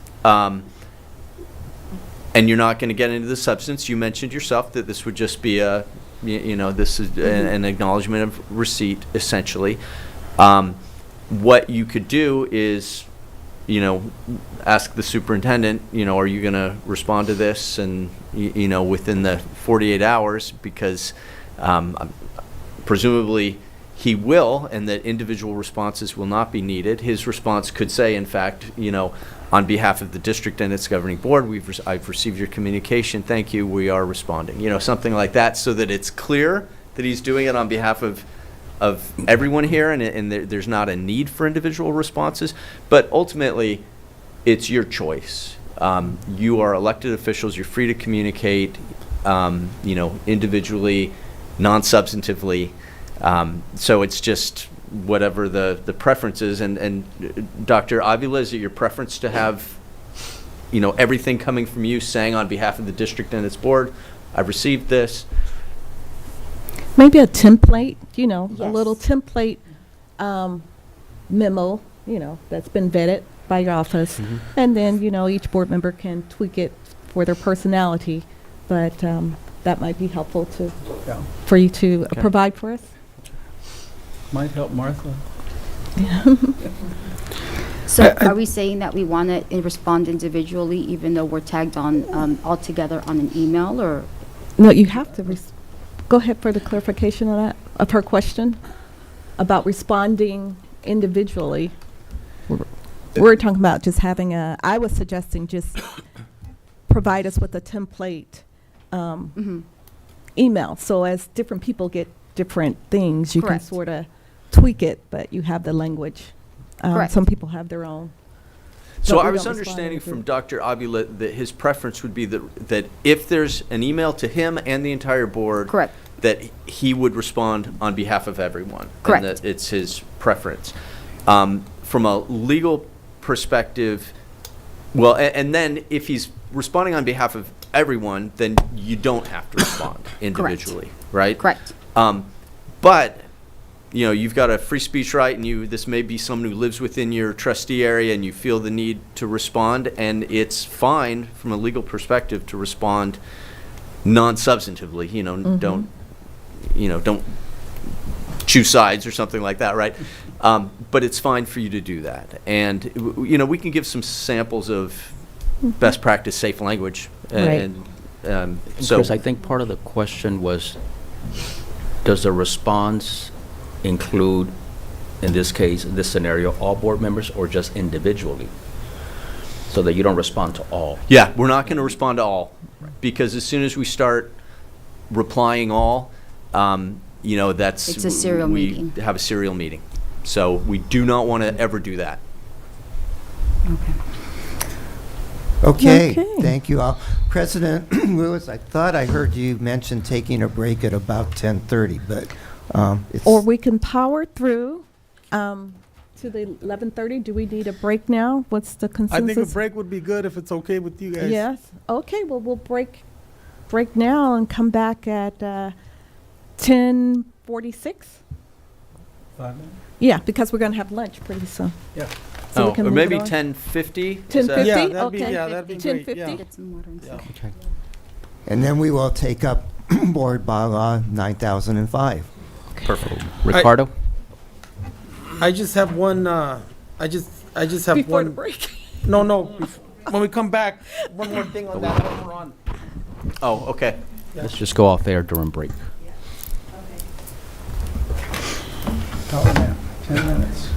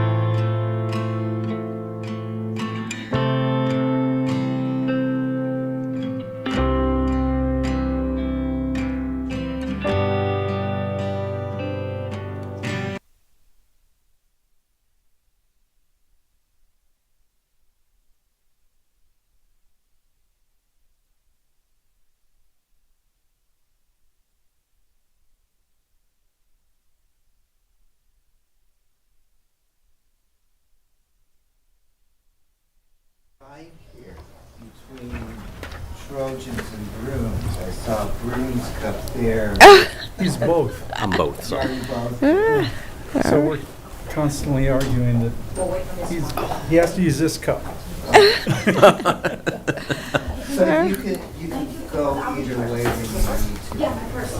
Good, that's very wise. Did you I get your caught him with the doctorate Bruins through tie SC? on the other Yes. day. That's great. The colors at least. Undergrad at UCLA.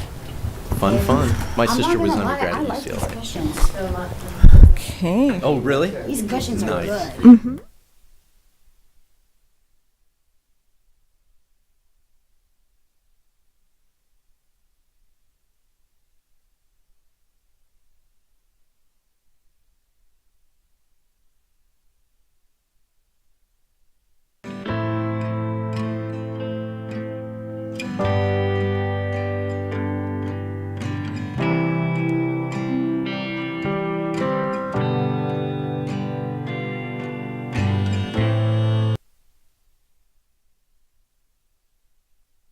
Really? My eyebrow pencil.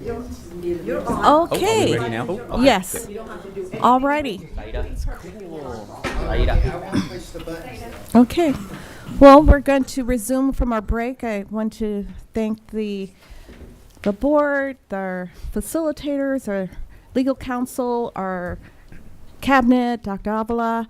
I really want us to sort of make a decision. We were originally slated to complete this at 3, but due to the holiday weekend, and we still going to have to continue this discussion, the feedback setting another day.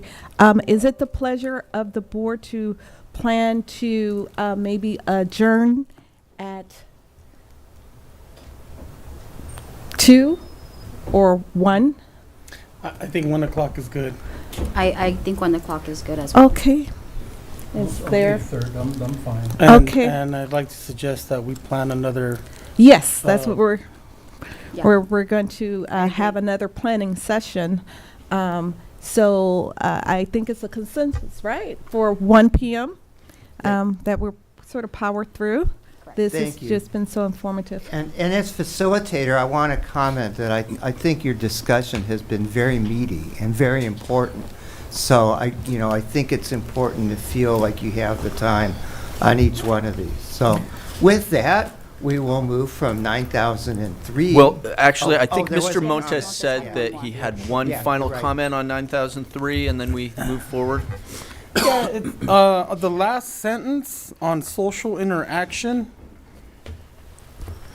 the very last sentence says, therefore, discussions by either party or of personalities or personnel grievances will be considered as evidence of unethical conduct. I think that the wording is kind of strong, kind of suggestive. I think we should strike it from the policy. The rest of it is fine. In regards to board members notifying the superintendent that they're going to visit a school.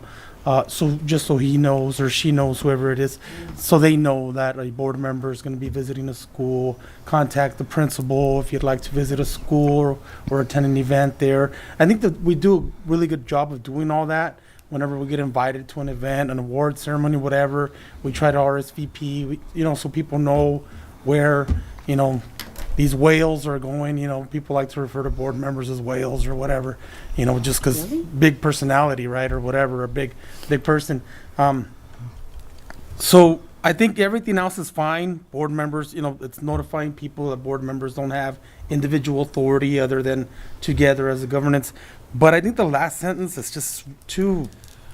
So what a lawyer would call this is overbroad, because it Yes. doesn't treat the substance whatsoever. During the break, I was actually commenting to Mr. Duchamp that this is not standard CSBA language. This is something that probably made its way into your board bylaws at some point for some particular purpose. Yeah. I don't see 1999. a need to have it there.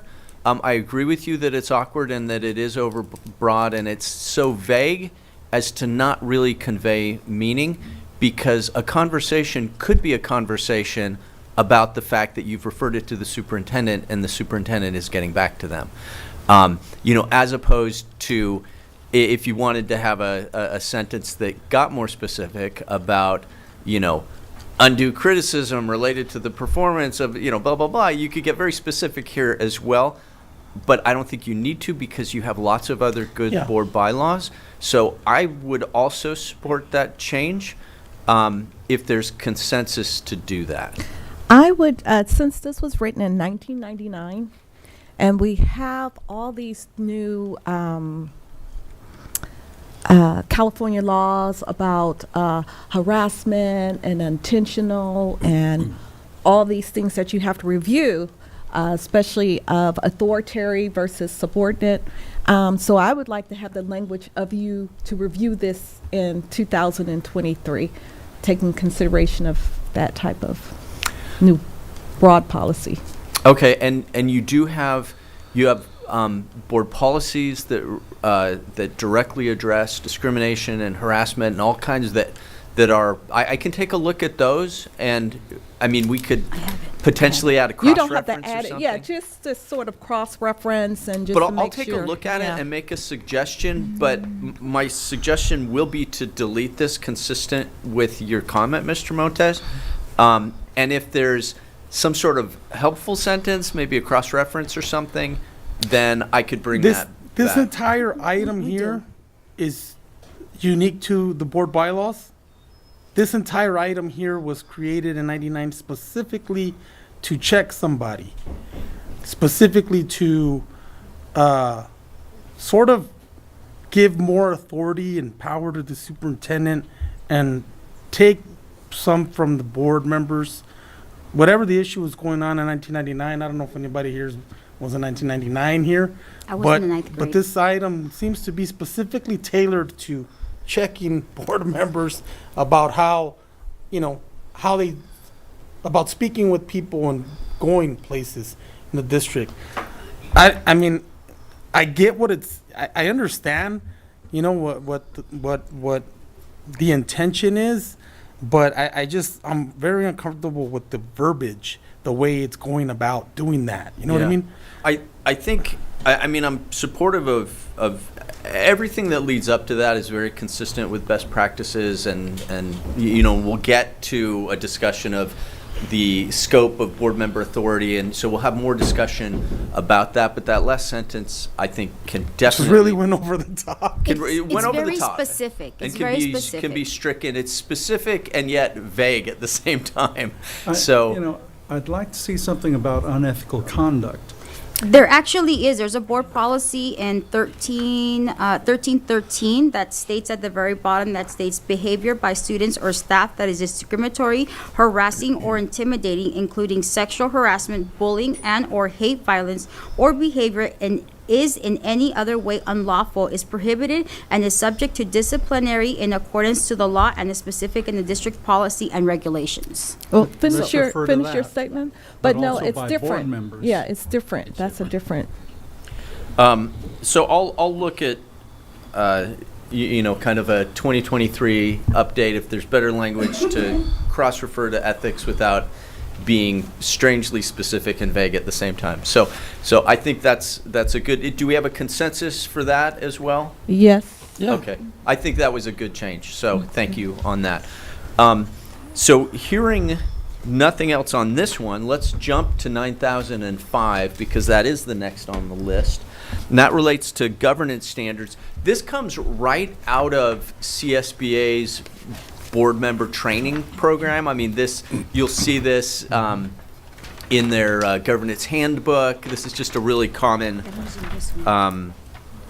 language. It's not, it's big picture, big concepts about the role of the board essentially, and how you should be functioning. So, this is the place where Mr. Duchamp says. So, Mr. Keeler has given you, and I hit that button again, I'm sorry, I just force a habit of many years on an on-off button on a mic. This is pretty front and center. I think if you, as Mr. Keeler said, if you've attended any CSBA training, this comes up. They may have been updated since 2001.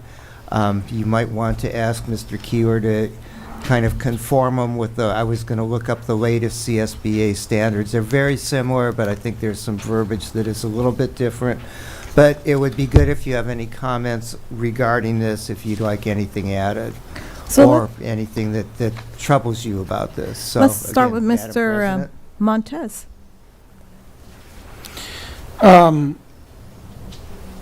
I think it's generally fine, the item. I don't know if safety should be added to the primary focus, but I think in general it's okay. Mr. Martinez? I don't see anything that I object to. I mean, it's pretty generic. Ms. Dominguez? Yes. So I know that with our new era of technology, that it says, where is it? That where it says board members are expected to govern responsibly and hold themselves to the highest standards of ethical conduct. I believe that that should also go under if we're doing, if they're like, where it says that if they're not unable to attend, that they should be over, if they're, I'm sorry, I'm starting to get carried away. If we're doing a phone conference, if they're like on the phone conference and they're, and the other parties are in here, that should be, that should be stated in here. If they should be in a boardroom, if it should be at an event, it should be specified that, like Dr. Avle had told me when I first got inducted, you are a board member 24 hours of the day, regardless if you're at the grocery store, regardless if you're in the boardroom, regardless if you're on a school campus, or regardless if you are on the football field. And that's great advice. So I think that should also be added. And that number 3, where it says recognize and respect differences of perspectives and styles on the board and among staff, students, parents, and the community. I believe that we are a very diverse district, and our population is 86 Latino. African Americans are 8.2%, Caucasians 2.7%, American Indians 0.2%, Asians 0.6%, Filipinos 0.5%, Asian Pacific Islanders 0.4%. So with that being said, I believe that needs to be kept in mind as far as us as a board focusing on everybody, not just one race, one gender, one identity, and us keeping in mind everybody, not just one. As far as number 6, participate in professional development, and those can be either virtual or in person. As with this new era of technology, I know that CSBA, the County of San Bernardino Superintendent's offices, has offered, and I myself have participated in those virtual meetings for governance virtually. So I think that is fantastic, where I have been able to, been washing dishes and being able to participate in those meetings. So I have been doing my homework, and like I have said before, and I will say it again, it's nursing school all over again. Doing homework, reading, but I'm still learning. And also under Well, that's good, because number 6 is right down your alley. Oh, yes. And then where is it? Understand the authority rests. Okay. Oh, and then understand that authority rests with the board as a whole and not as individuals. I think that one is very important, as we have been talking this morning, and understand and reiterating the fact that, we govern as a board and not as individuals. And again, I go back to that ed code that we had referenced before, that, we have to respect the decisions as a board and not as individuals. Also, that board members shall assume collective responsibilities for building unity and creative positive organizational culture to operate effectively, as boards shall have unity and purpose. And that should be stated regardless of roles, as far as, clerk, vice president, president, we are equal regardless of any role. that we have on the board. We are, we're equal. We're just assigned different tasks. That's the purpose of a president, a vice president, and a clerk. And that's all I have. Wait, hold on. Let me turn the page.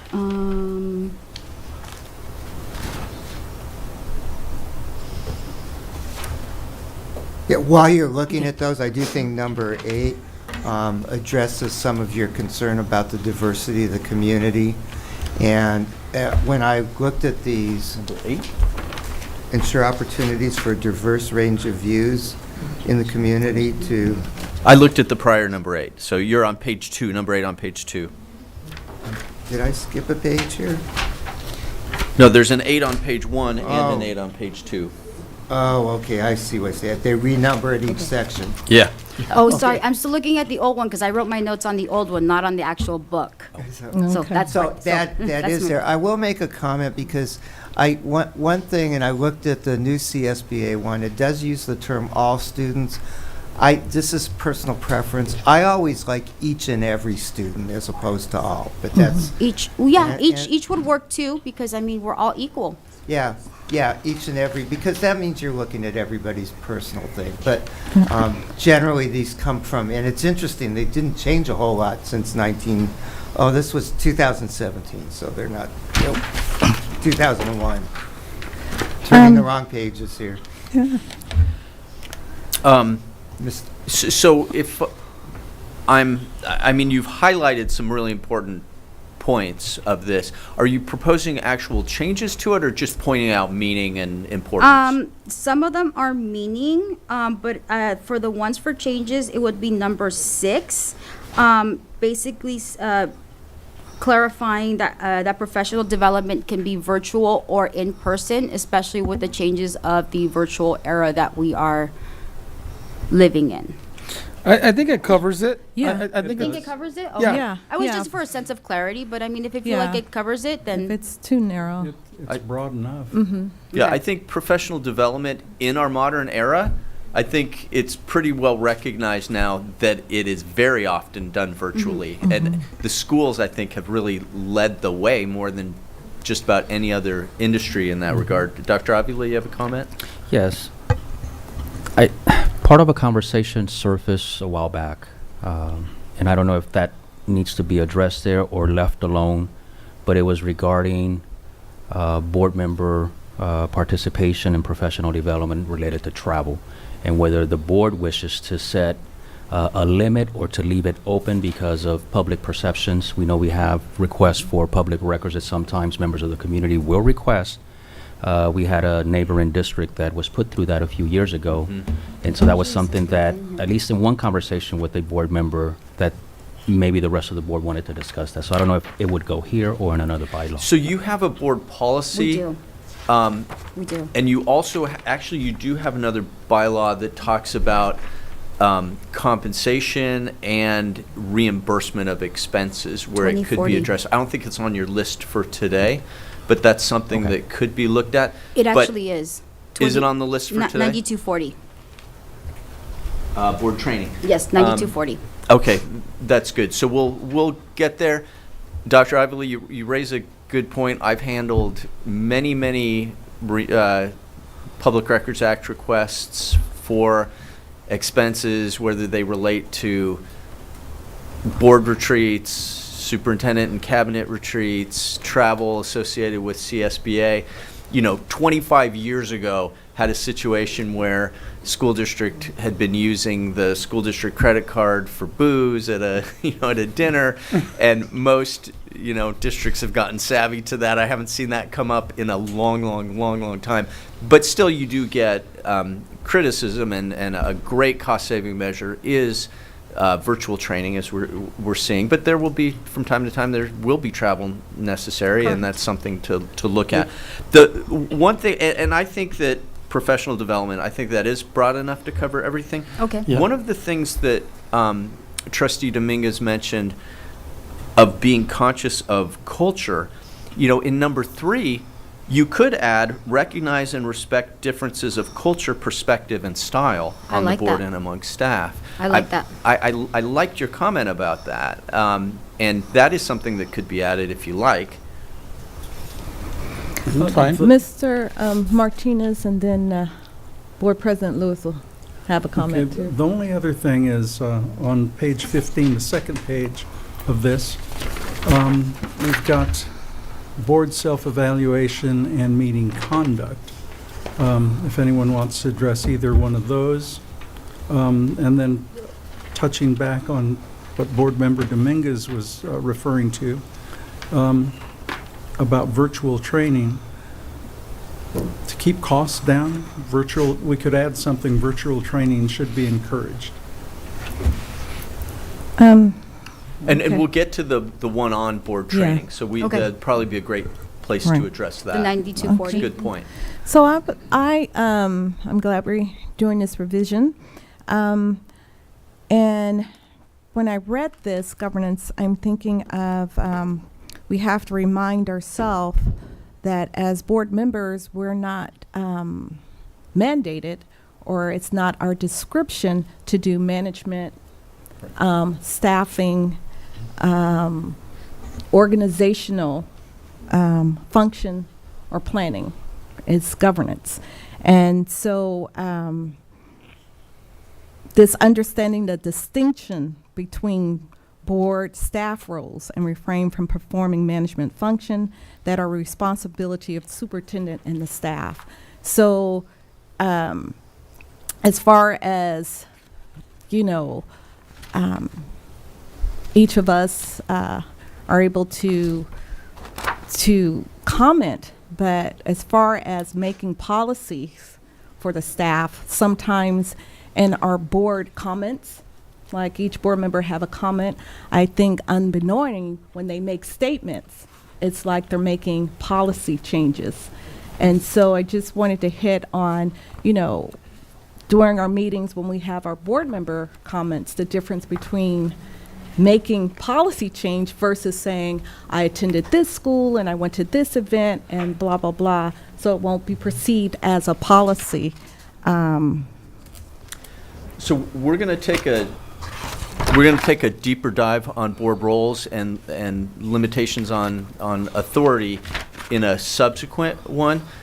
You do hit on an important point about board member comments, and so I'll just comment now. It's not necessarily anything that's going to have to be changed here. Mhm. Actually, let me reserve that for later on, just to Okay. not distract. The other thing that I noted is that I think Mr. Montes mentioned as to number one, keep learning and achievement for all students is the primary focus.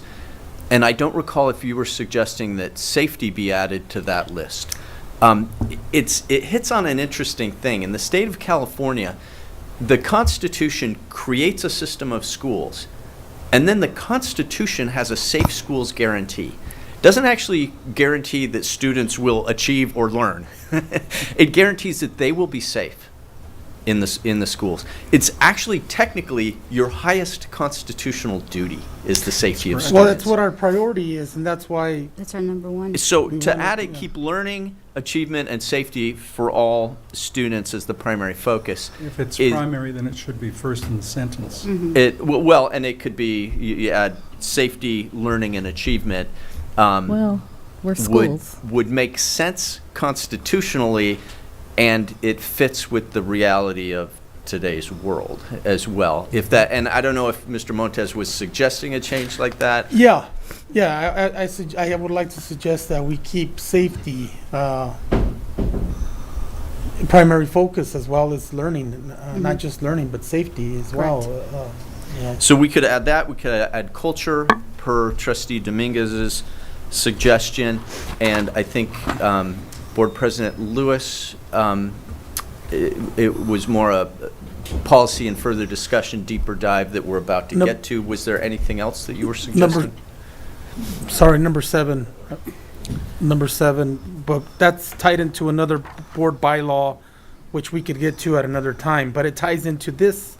It references this policy, which is, well, the board policy is 9400, but number 7 is referenced in this board policy as periodically to evaluate its own effectiveness, which is a board self-evaluation.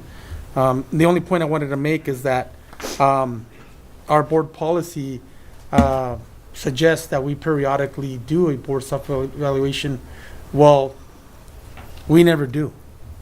And that's because we haven't enacted the requirement in the board bylaw. So when we get to it, let's say once a year or twice a year, so that we actually abide by it, rather than it just say the board should periodically self-evaluate. No, we need to put in there specifically, at certain time of the year or times of the year so that we actually do it. Well, I think that goes, they have an online, at the last board president conference, that they do have an online version, and that we can sort of purchase that. And it's the same thing, but we have to be timely, not only with self-evaluation, but also with the superintendent evaluation too, to really hit that timeline. And it's the same software, but, I was wondering why we never did it before, but now you're explaining why it wasn't done. Go ahead, Mr. Martinez. It really comes down to keeping a board calendar. Right. There are suggestions towards a board calendar, but we've never implemented one. And even though it's in writing somewhere, not as policy though. Right. It would be a good thing. So we can know when to review So we these. don't miss the board evaluations and all these trainings, all those kind of things.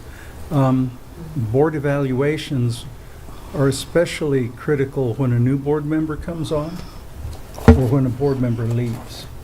So it's almost like we have to do 2 of them. So, and we don't, all 5 of us, the board member leaving, all of us should do it.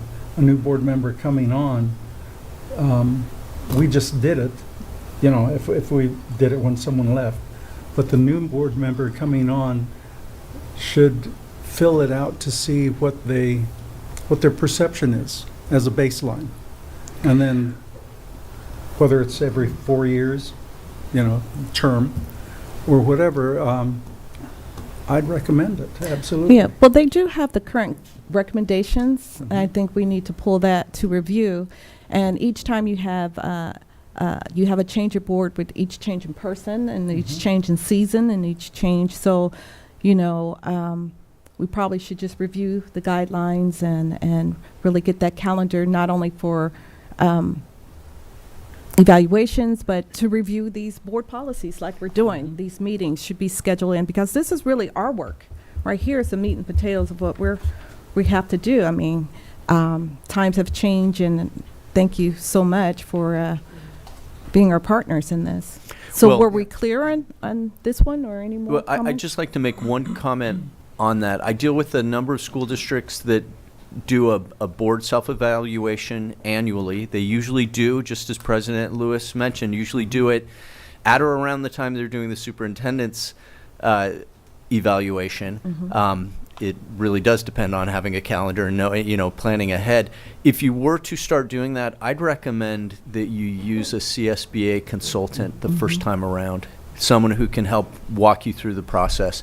I think that would be valuable, because they do this all the time.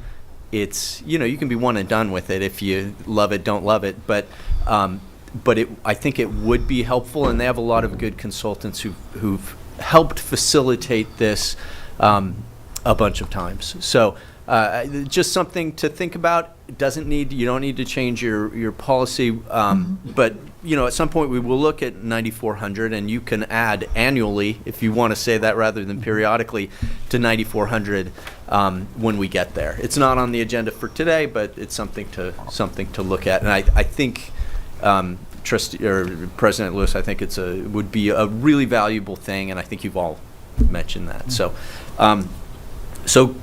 good. What we'll do is, with all of these, just FYI, I'm going to look at the latest and greatest recommendation from CSBA as well to see if they've added any elements. But we're going to add keep safety to sentence 1. We're going to add recognize and respect differences of culture, perspective, and style to number 3. And I'm going to check for updates and any general change that might be needed, but that's basically what's going to happen on this, if I'm understanding the consensus. Yes, I believe that's accurate. Thank you. Okay. And I believe we're ready to move on to student board members, Yes. 9150. So, Mr. Keeler, if you could give an overview, and I know the law has changed subsequent to this, which was written in 2011. I think 3 or 4 years ago, there were some law changes regarding student board members. Which one are we on? I think we're going next to 9100, is it? Or are we on 9121? 9150, 9150 is on the list. student board Won't member. we follow in the Oh, that's order? right, that's right. Mhm. Number, page 42.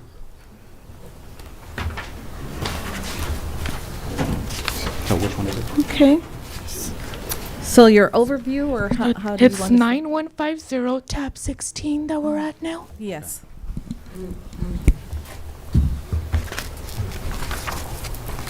I know you do have student board members in the district, and so this may be just one that needs to be updated with current law.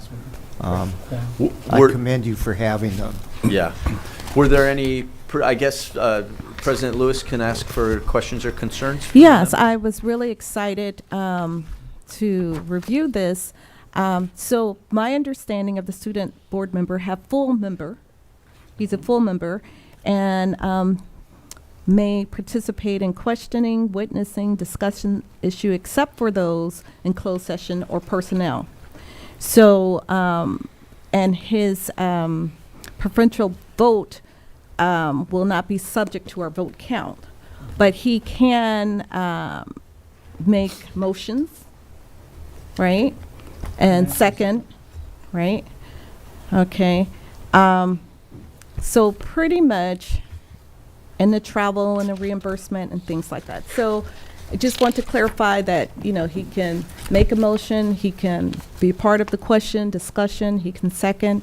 It's just when we do our vote, his vote is not counted, but he does have his preferential, and we state his vote prior to the rest of the board members. Well, and you can do it before, during, or after. It's just, it's a different vote. It's a preferential vote. Right. And it isn't used for the tally, exactly as you said. Yeah, I think it's a great experience. Right. I've seen lots of student board members. It's clear how they're selected, and I think that would be added to this. So I would add that and any legal update that's needed. Yes. But I'm sorry, I jumped No, they have ahead a of other description questions of or the- concerns. Of how Well- they're selected. Yeah, and for clarification, this came up the other night.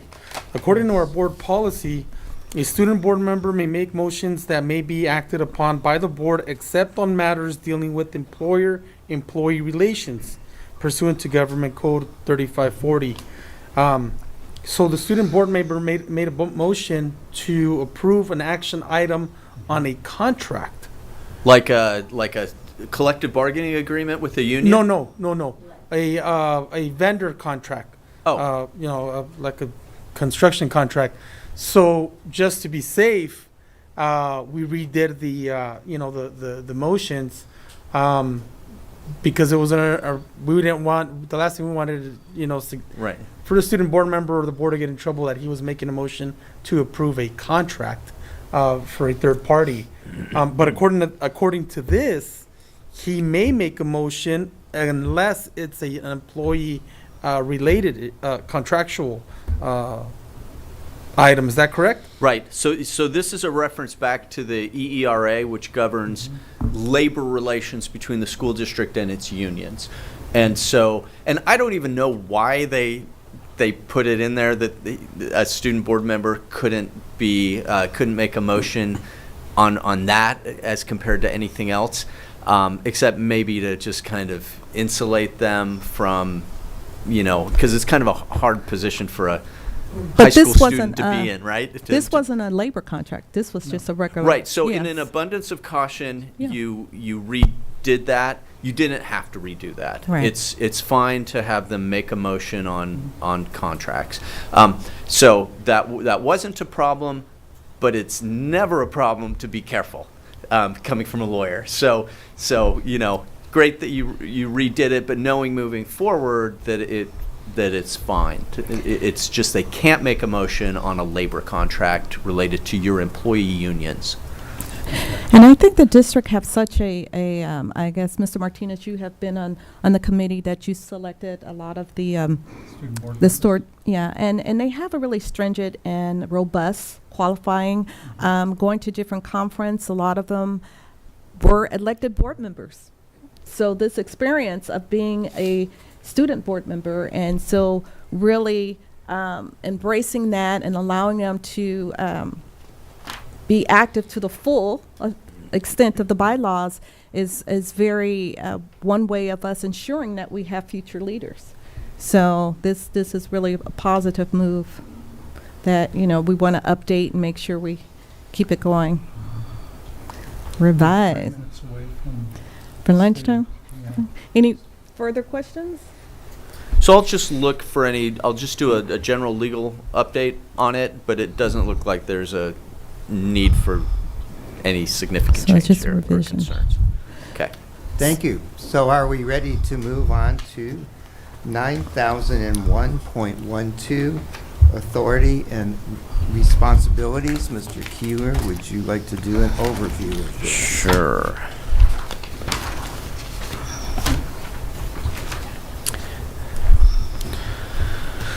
This is another that tracks the best practices as laid out by CSBA. It's reflective, again, of legal limitations on board member authority versus administration authorities. So it's really a very general section that reflects best practices as CSBA lays them out. Is this another one of those special items? It might be one of those special items, but it tracks unique to the CSBA's language. But happy to hear specifics on concerns. You want to start, Mr. Montez? Well, I'd like to ask Mr. Keeler to explain why this policy is a unique policy. I have no idea of the history of this bylaw here in Rialto. The numbering doesn't match normal CSBA numbering, which makes me think this was a special. 1999 was a hot year here in Rialto, huh? Well, they might have All done a these policies- massive general revision at that time, right? I don't see anything that differs from what I see in CSBA training generally in this, but if there are particular concerns, we certainly should talk them through. How about you, Mr. Martinez? I only have the concerns with the complaints portion, and I want to specifically address 1312.1 about just below the ring, the second ring in the binder, the middle ring. Which one are we on? 1312.1, complaints concerning district employees and complaints concerning instructional materials. That may be a different bylaw than what we're on right now. Well, Oh. it's 92. No, we're We're on 9001. Point Point 12. All right. Never mind. I was confused. So I was thinking to clarify that we have a conflict of interest policy to vote on all issues unless there's a conflict of interest. Really, just sort of doing the protocol of that. So when you first announce the agenda, is that stated that I have a conflict of interest at the very beginning and they exclude themselves from the vote? Or how is that implemented? So that's, you have a very comprehensive conflict of interest board bylaw. Right. That we could spend a whole day just going through that. So what you have here is aimed at the idea that you should vote unless legally you can't vote. And what that's aimed at is, and forgive the terminology here, but board members wimping out and not voting, right? And abstaining for political or community pressure reasons. Generally speaking, we want every board member's vote is important, and making a decision is important. And so the expectation that you have of each other and that the community has of you is that you'll vote if legally you can. If you can't, if you have a legal conflict of interest, then prior to the matter being taken up, the board member has a duty to explain the conflict, ask that the conflict be placed in the minutes of the meeting, See. and then abstain from any consideration, including the formal vote, but including anything leading up to it, including informal pressure the week before and visiting with the superintendent saying, hey, technically I can't vote, but I really want you to get this done, right? Can't do that either. So these laws are very important. They have closed every conceivable loophole. That, just if you look at the stack of regulations that the FPPC has put in place to explain all these conflicts laws, it is mind-blowing. I mean, the FPPC lawyers have a hard time giving I have like 3 requests for opinions pending with them right now, and everything has gotten so complicated that they responded saying, yeah, we're not sure what to do. So it's really complicated area of law. We can do a deep dive when we get to that board bylaw, but absolutely you are expected to announce the nature of the conflict, have it be reflected in the minutes, and then take no part, official or otherwise, in that decision. But the reason this is here in number 5 is to say, you're going to vote if you can vote. And that's the point. And if you are legally prohibited from voting, okay, you won't take part. So I'd say there's one, I'm sorry, you No. may have other issues. No, I was just trying to make sure everyone Yeah. answered before lunch. Yeah, there's one weird thing about this. Well, I mean, there may be more. But number 6, to accept the will of the majority in all cases and give wholehearted support to the resulting policy. Wholehearted support for something that you voted no on is probably asking too much. Just a little. Just a little too much. But all of the CSBA training says when you're in the, if you're on the losing side of a vote, you go with the will of the majority, understanding that it's majority rule, and that you don't try to undermine the decision, torpedo the decision or program, and that you're not going to bad talk it. We cannot require that you give your hearts to the decision. And so this wholehearted language, Little dated. it's a little over the top, but the best practice is To respect it. to respect it. Yeah. Would And it be I think our possible- language should reflect the best practice language. Would it be possible to say the board supported, but I voted no on it? So people do that all the time. Okay. And your vote's public and the world will know it. What best practice is to say the board voted yes, I voted no, Okay. but it's a decision of the board and I respect it and understand that it's going to happen. Okay. And that we don't relive it, and we don't, I mean, it's like, anyone married in here? It's like keeping score in a marriage, okay? Doesn't really pay off long term.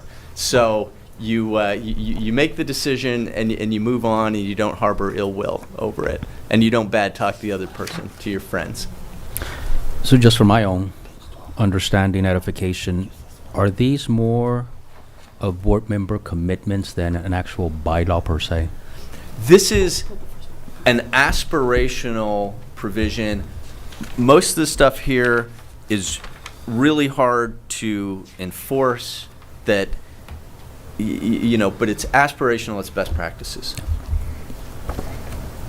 Okay. Did we have any further questions before the lunch break? So I would do a general legal update, see if anything's been added to this. I think I think saying to accept the will of the majority vote in all cases and respect the resulting policy, I think is good language.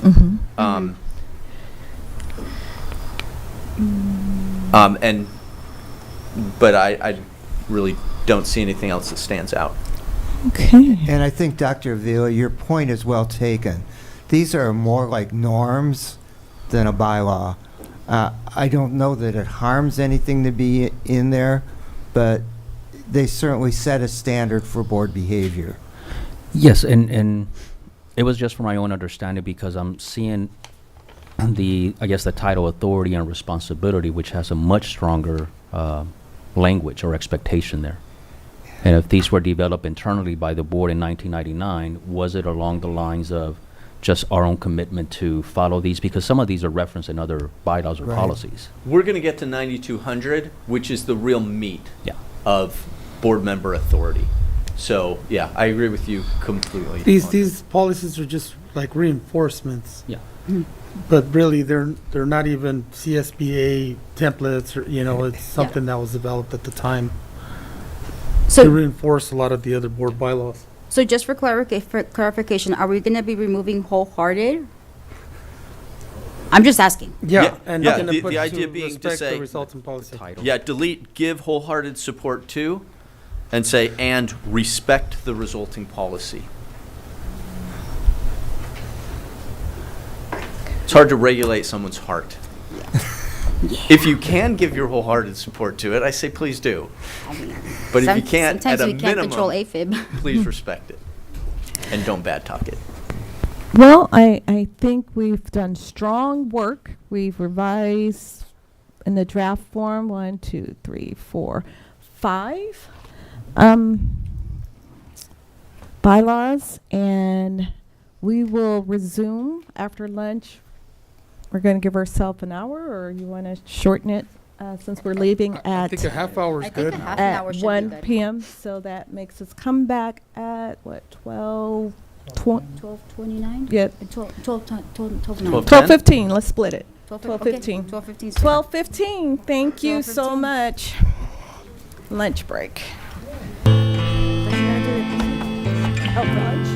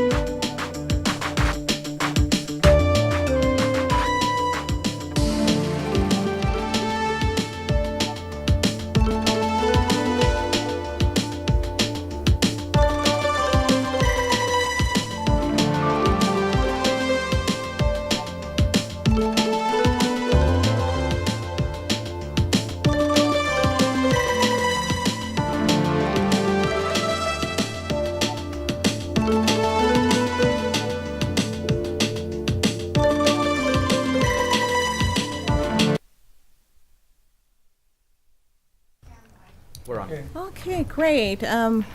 Welcome back once again from our brief recess for lunch, and now we're going to hand it back over to our facilitator. I believe we're on Board Bylaws 9121. You are very correct, Madam President. Already fulfilling the functions of that bylaw and keeping the meeting on target. So, again, I will turn it over to Mr. Keeler to do just a quick overview, and then we'll do the same thing and go through any concerns or comments, or whether you're just plain happy with it. So, as far as an overview goes, I think this is a pretty good summary of the duties of a board president. Most of them are procedural as it relates to conducting your meetings. And then there are other duties that, many of which are legally mandated, such as signing instruments when necessary to sign an instrument by the board president. This is very consistent with what most school districts have in place. It specifies that unlike some deliberative bodies, the board president has all the same rights as every other member of the board to make motions and second and vote and all of that. The most discretionary function that the board president is listed in number 7, to rule on matters of parliamentary procedure. And that's consistent with, all deliberative bodies that have a chair. And so that's number 7 of 9121. This doesn't have anything out of the ordinary or inconsistent with what we see in most board bylaws as it relates to the president. So that's my brief overview. Okay, we'll start with you, Mr. Martinez. Right off the bat, above number 1, the president shall preside, and there probably needs to be clarification, the chair, president/chair. Because if you look up vice president or clerk, they succeed. And Robert's Rules says that if it's not the president, it's the chair. So it's self-explanatory if you know. The other thing is that even though we do rule on parliamentary procedure, we don't have Robert's Rules of Orders adopted, and maybe we should do that. So, actually, Mr. Martinez, was that all of your concerns and comments before Yes, we move that on? was fine. That's Okay. fine. So, on to Mr. Montes. When I have unusually strong feelings about Robert's Rules, probably because I know them really well, because I've had to for a long, long time, and I kind of find them helpful in many ways, but very burdensome and arcane in other ways. When I started my career, almost every district I dealt with adopted Robert's Rules. It said in their bylaws, we function by Robert's Rules. Over the years, CSBA quit recommending that language and adopted language that says essentially the president will conduct meetings in a way that ensures the orderly and efficient operation or something like that. Most districts are guided by Robert's Rules and the basics of parliamentary procedure, and I think that's a good thing. You may want to add language that says we are generally guided by Robert's Rules, but Robert's Rules has some pretty arcane stuff. I mean, it's a book that's this thick that was originally written for large deliberative bodies. So, for example, think about a church council, like a nationwide church, and they'll bring 300 representatives together, and, they'll have to make decisions in this gigantic deliberative body. That's what Robert's Rules was meant for herding cats. It was meant for these big deliberative bodies, and there's just so much there. I like the idea of being guided generally by Robert's Rules, but not locking into it. No, just generally. That's Yeah. good. That's good. Yeah. It would help us establish a protocol, a procedure by adopting Robert's Rules, and I think that's why so many municipalities, governing agencies, generally are guided by the Robert's Rules because of the protocol for it. Parliamentary procedures is just, I think, is just too broad. So, and that's something that's going to show up in Board Bylaw 9323 when we get there, is where I think normally that shows up. So that's something that we could address in that. But your language is fine, generally guided by. Yeah. Yeah. Did you want to finish up, Mr. Martinez? Then we'll go to Ms. No, I Dominguez. finished, but I had another Oh. thought. That Robert's rules, as you know, says that when our rules are silent, Robert's rules take precedence. So it's automatically part of every meeting. I'd like to basically have you come up with a line, and I've seen it before. Basically, each board has a historic value for the way they conduct a meeting.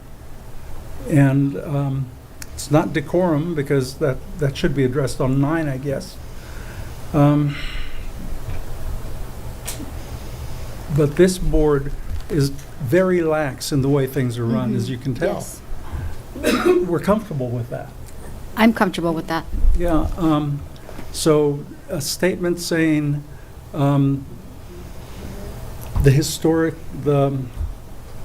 what's a union thing? The Practice. Established past practice is usually the that's language it. that we That's look it, at. the past practice. Ms. Boy, I've been- Dominguez? Out of union so long. Please let them finish. I'm more than happy to wait if Mr. No, Montes has any that's other it. comments or Mr. Martinez has any other comments. Just requesting some kind of statement, so it refers to Robert's rules as a backup, as a last chance. The safety net, but it's already there, but it's unspoken. Well, the CSBA have the call of order. Yes. Okay, Good. so this is what they recommend.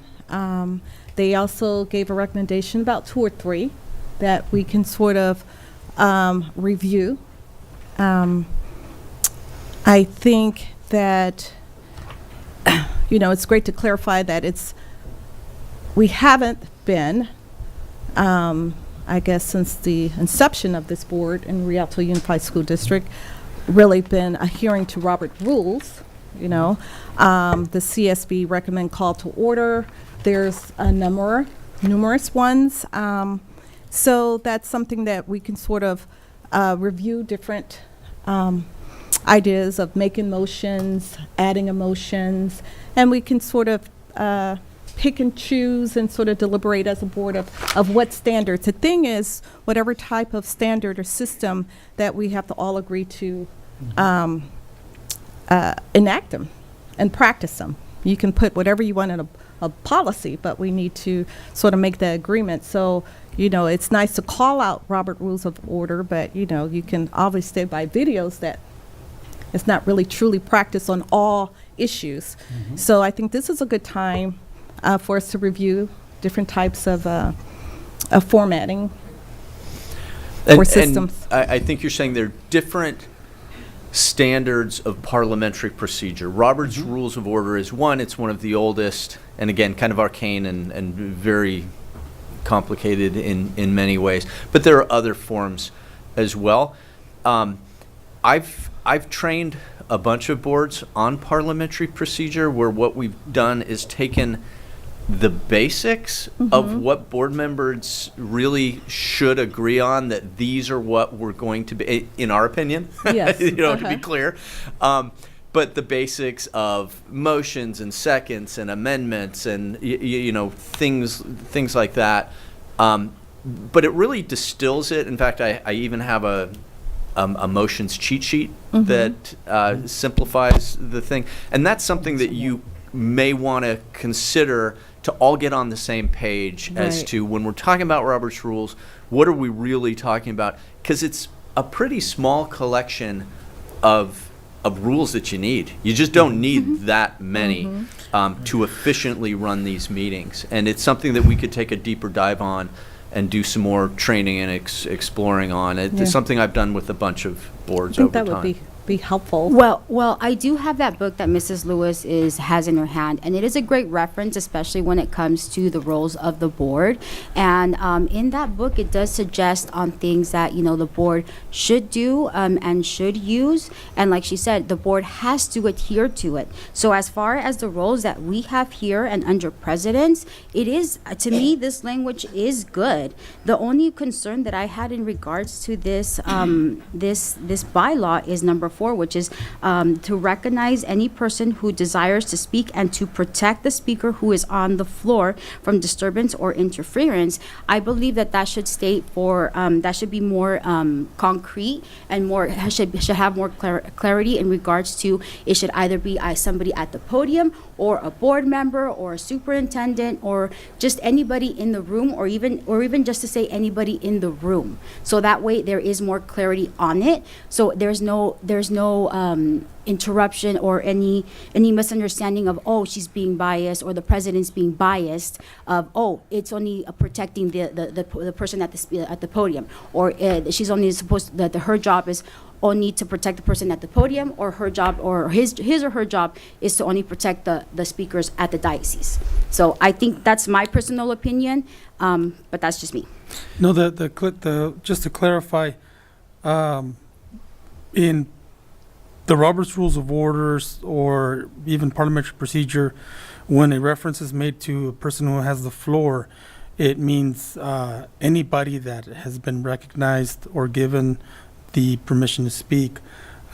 So whether it's somebody that has the floor on the diocese who's currently speaking or has been recognized to speak, or whether a person has been called to the podium to speak and give if they're on a time limit, to give their time. That's what the reference is to whoever has the floor. It means whoever is speaking or has been recognized to speak. But I would caution allowing people to speak from the public. I mean, I think the item is fine as it is. It's just the clarification would be for people who are not familiar with parliamentary procedure or Robert's Rules is, what do they mean when someone's speaking from the floor? Does that mean anybody out in the crowd? And it doesn't. So I don't know if maybe clarification needs to be given there for people who might be reviewing these bylaws and say, hey, I'm speaking from the floor. I'm here in the audience yelling something out. And that's a good point, because speaking from having the floor is a term of art.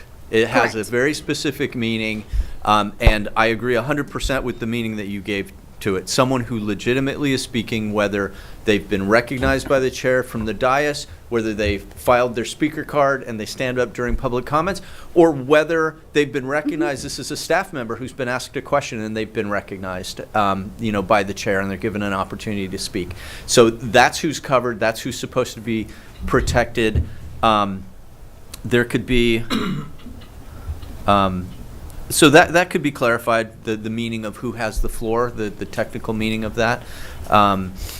But I agree that I think it is a good provision, totally consistent with all forms of parliamentary procedure. It's a central job of the board president to protect the speaker from interference, and it is our collective responsibility to support the president in doing that.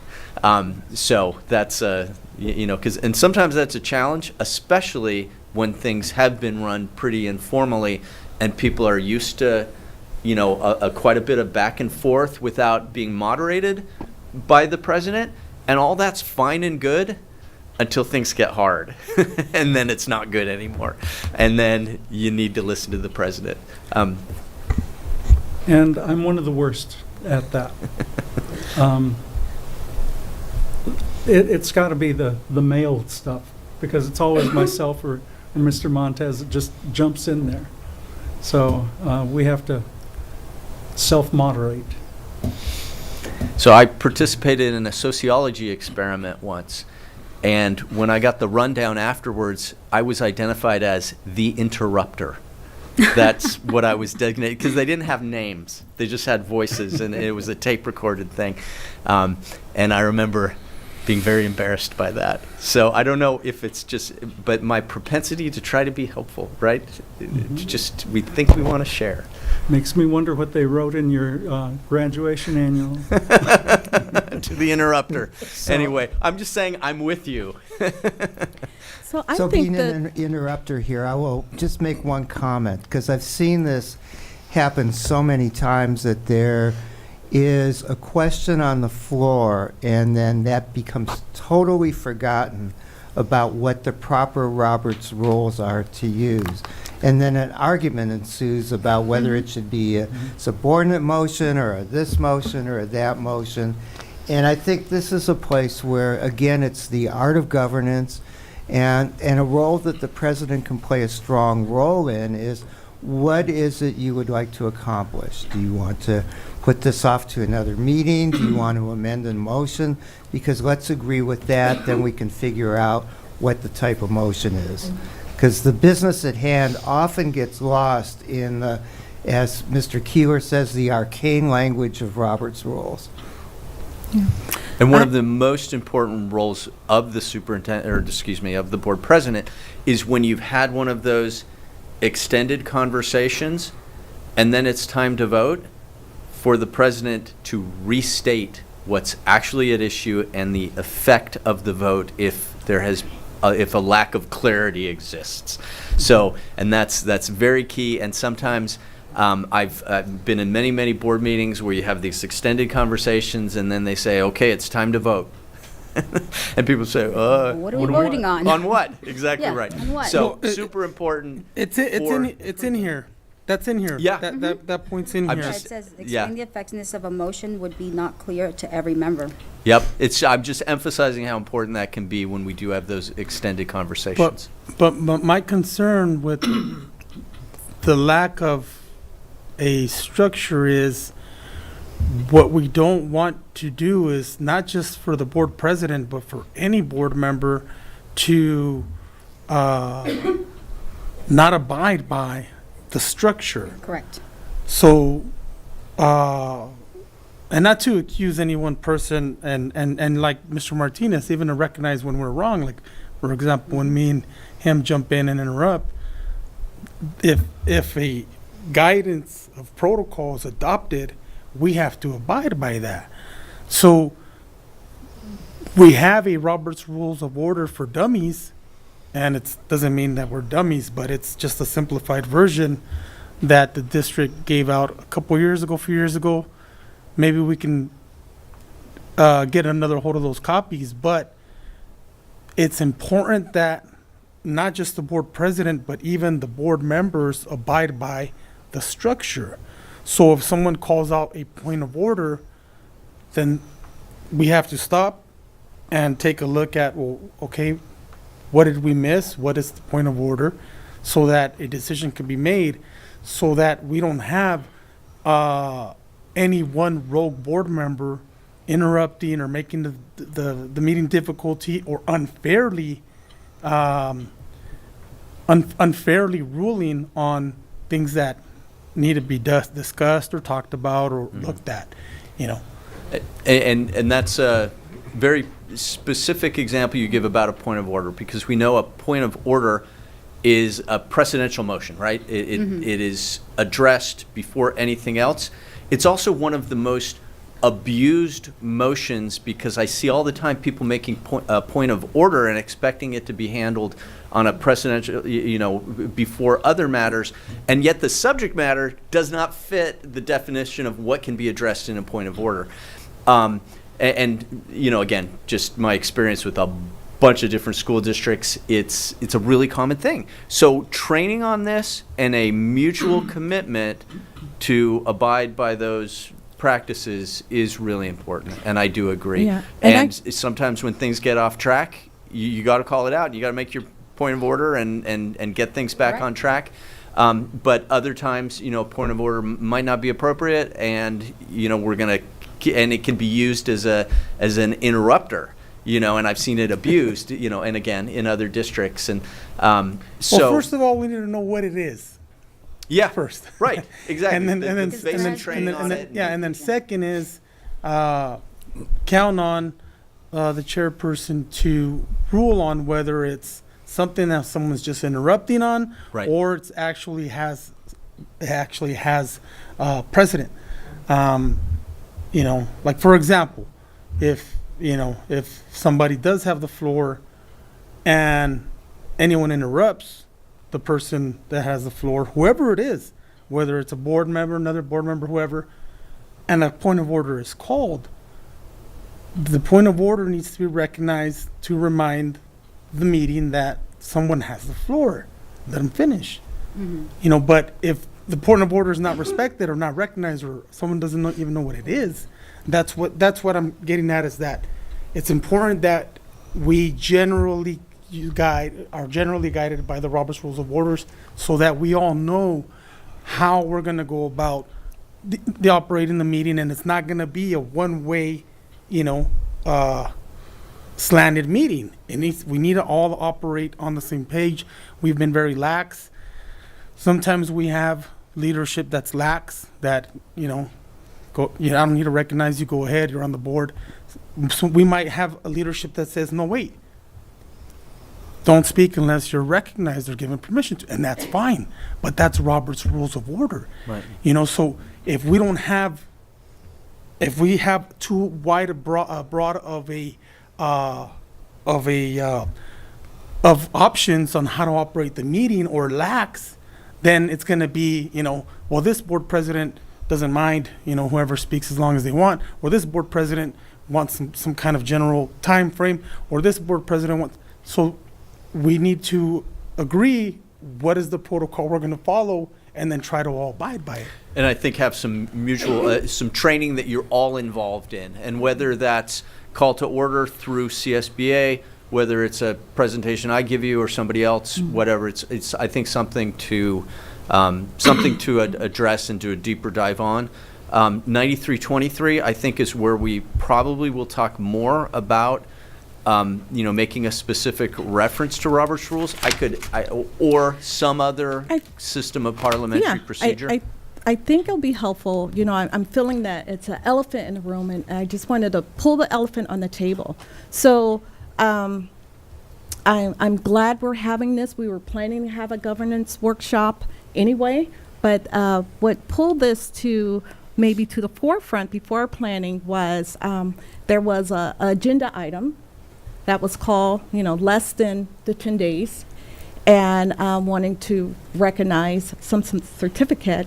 And I said, well, I don't think it's best. And then during the board comment, they proceeded. And so I stopped it. And then there was point of order and all this call. So, if we're not respecting the agenda items, if we're not respecting what's set before, if we're not respecting that, and then you're going to do whatever you want to do, and then say, point of order, and then another meeting was, like a chain text messages to call a special meeting. So that's why we need to have this workshop. We need to sort of revisit, and to say, Robert's Rule of Order. I'm like, well, I've been 3 years. I haven't really heard the functions of Robert Rules, but we functioned. You know what I'm saying? And I don't think anyone was demonized for the way it rolled. So we need to sort of from 2023, as we update, we need to sort of get a system. We need to be able to identify. We need to practice, and then we need to adopt this. And I think that'll be helpful for henceforward of who's ever in the role, who's ever on the board, for whoever the public. So the time is now, and I think it's so important that all these things happen for us to really come to terms so we can move beyond and move forward. Madam President, thank you for bringing that up, because it calls to mind something that I see happen in all situations, whether it's been on nonprofit boards, school boards, or otherwise. And that's, do people have their rightful say during a meeting? And I cannot tell you how many times somebody from the board, not just school board, says, I call for the question. And the board president recognizes that, stops all debate. Well, somebody then wasn't heard, and technically, that's not in Robert's Rules of Order. Robert's Rules of Order is, as Mr. Keeler said, a precedential motion to stop debate. So I think kind of embedded in here, and in what I imagine the elephant in the room being, is that the party get to complete their thought. And we have at least one self-confessed interrupter here. He confessed on your part, Mr. Montes, too, but I won't hold you to it. I do the same thing. I think all of us who are thinking fast do it. But oftentimes that means a member of the board doesn't get their due say on whatever the item is. And so the real question is, do people all have the comfort level of saying what they need to say? Are we using Robert's rules or whatever it is to keep an order and that agreed upon system? Because it sounds like from what you're saying there may have been a conflict in what was agreed upon. And that's why it's important to have those things aired out so that there's an understanding of what happened. So what do you do when somebody all of a sudden interrupts somebody else? I mean, every single one of us sitting in this room have done it not you, Dr. Avila, I don't think you have, but I know I have this morning. I won't speak for my attorney friend, but because all of a sudden something comes to mind, my excuse is that I forget it. But what it ends up doing is it stops somebody else's thought. And I think that's really the paramount thing, is does each board member have their ability to say what they feel like they need to say? And, not, censor. I mean, I don't know how to say this nicely, but you can't stop somebody from being stupid either. And if they say something that may not be cool or right or proper, that's not your authority as the president. Thank you.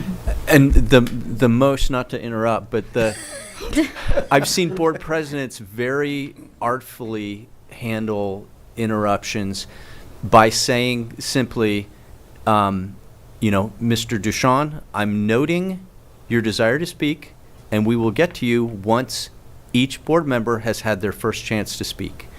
Mr. Montes, please continue. I mean, that is the model for dealing with an interruption, to immediately acknowledge, no matter how important it is, if the norm is that we let people say what they want to say, and Mr. Ducharme interrupts Mr. Montes, the president is empowered to say, Mr. Ducharme, I've noted your desire to speak. Mr. Montes will now finish his comments. I promise I will get back to you once everyone has spoken. And then and if that is the response every time, people get used to it, and that's how it happens. Now, some districts very successfully have a very informal back and forth, and everyone ends up getting to say what they want to say. Eventually, even when they get interrupted. But some have opted for a much more formal approach where before they start having some free-flowing conversation, every single board member gets recognized and gets to speak, and the president protects them from interruption. And then, after that, if there's a little more informal stuff, fine. But that may be the model that you want to address with an assertive president who enforces the no interruptions rule. So if we're talking about an elephant being in the room, I know that Mrs. Lewis brought it up, and I appreciate her for bringing it up. But the whole elephant should be brought into the room. It was me, the one who wanted to present it, and I did follow my due diligence and, reached out to the proper channels, and I was told what to do and who to reach out to, which I did, and I was denied. So I did my due diligence, and I took my action appropriately to, I wouldn't say present, but to, because a presentation would be me calling the person here and handing them the award, correct? Is that an appropriate definition of a presentation? I mean, I'm not. By law, would that be an appropriate definition? I don't know that there's a legal definition of presentation. Is my point. I think acknowledgement sounds like you were doing an acknowledgement versus handing out an award. But correct. It's an acknowledgement. Yes, I did recognize the name. I read off names, and I was stopped by the president. of the names. So I know that there's a board policy in regards to acknowledgement of names, and I know we'll take a deeper dive into it. But as far as, like I said, if we're talking about elephants, we have to be truthful, because that's one of our mottos in Rialto, is being, truthful as well. So that's all I had. That was all my comments. Well, I'm an elephant and I'm a whale. But elephants are my spirit animals, so elephants are my spirit animals. I'm an elephant and I'm a whale. I think we're doing really well. We are. We are. We're And getting airing there. out the air. We're getting there. I just wanted to get back to what Elliot said in regards to calling for the vote. You're correct, and you guys are both correct. And the board, my board, and the community needs to know that Robert's Rules of Order and parliamentary procedure could be used for good, but it could also be used for bad, in the sense that there are people who take advantage of the Robert's Rules of Order, for example, to limit someone's full speech or finishing their comments. Like, for example, calling for the vote, and then the chair recognizing that and then calling for the vote and then ending the discussion. But I think it needs to be also stated that it's up to the discretion of the chair and the board to approve or allow how the board, Robert's Rules of Orders or the parliamentary procedure is going to be perceived. For example, in the past, Mr. Martinez has called for a vote after sufficient discussion on an item, right? So Mr. Martinez is one of the more veteran board members with a better grasp of the Robert's Rules of Order and parliamentary procedure. So I'm not going to brag and say I know a lot, but I know a little bit of it, right? I've learned from him and other board members that have served on this board, and I've done my own, share of reading the Robert's Rules of Order for Dummies. But I think, for example, if somebody does call for the vote and there's been enough debate already and there's been enough discussion about it and everybody has been given the chance to speak regarding an item, for example, then it would be appropriate for someone to call for the vote so we could wrap it up if we want, as long as everyone got, to speak on the matter. But I just did want to get back to that. Overall, it still gives a basis for which to operate our meetings under, and it would be good that way no one is accused of not following the protocol, not letting everyone have their sufficient time to speak or say their piece, and actually following a set of guidelines to where no one's going to accuse anyone of trying to be a dictator or whatnot. And make sure that everyone's rights are respected as equal board members, Correct. But rules. I just want to say that overall, I think our board president has done a good job. All of our board members have done a good job in trying as best as possible to govern. It's not easy. It's difficult. We make mistakes. I make mistakes every single board meeting, but it takes a level of braveness to sit here and put ourselves out there for ridicule and criticism and and public sight. So I commend our board president, Mr. Dominguez, Mr. Martinez, Ms. O'Calley, and even Dr. Avila, even though he doesn't get to say very much, Very tolerant. to be here and do the work that we do. And I think what we're doing today is not trying to bring up issues that we've had, but just adopt sound protocols so that we could so we could all abide by and move forward. Like Ms. Lewis said, so that we could all come to an agreement on how we're going to proceed moving forward. So, thank you. So what I would recommend on this one is I can clarify that having the floor has clarify that a little bit. And maybe add a reference to the agreed upon system of parliamentary procedure. It might not always be Robert's Rules, or it might not be all of Robert's Rules. You might decide, we might do some further training or a deeper dive and decide, okay, these are the parliamentary procedure rules we're going to use here in Rialto. And it's going to look more like Robert's Rules for Dummies, which, by the way, I have that book too. And when I need a quicker Yeah, it answer, I go there. we And then call it I Rialto backtrack rules? to the real book. But I think this is a good rule. I think these minor clarifications may be helpful. But, you know, I think it's more important, the discussion that we're having here. But Mr. Martinez, you raised your hand? Yes, I submit something that I found online. I sent it to Martha and requested everything get forwarded to the board. I believe it did. And that really encapsulates everything that we've operated by for the past, well, ever since I've been here, 15 years. It's Robert's rules, but it's very lax. And if we're going to move forward, which here we are,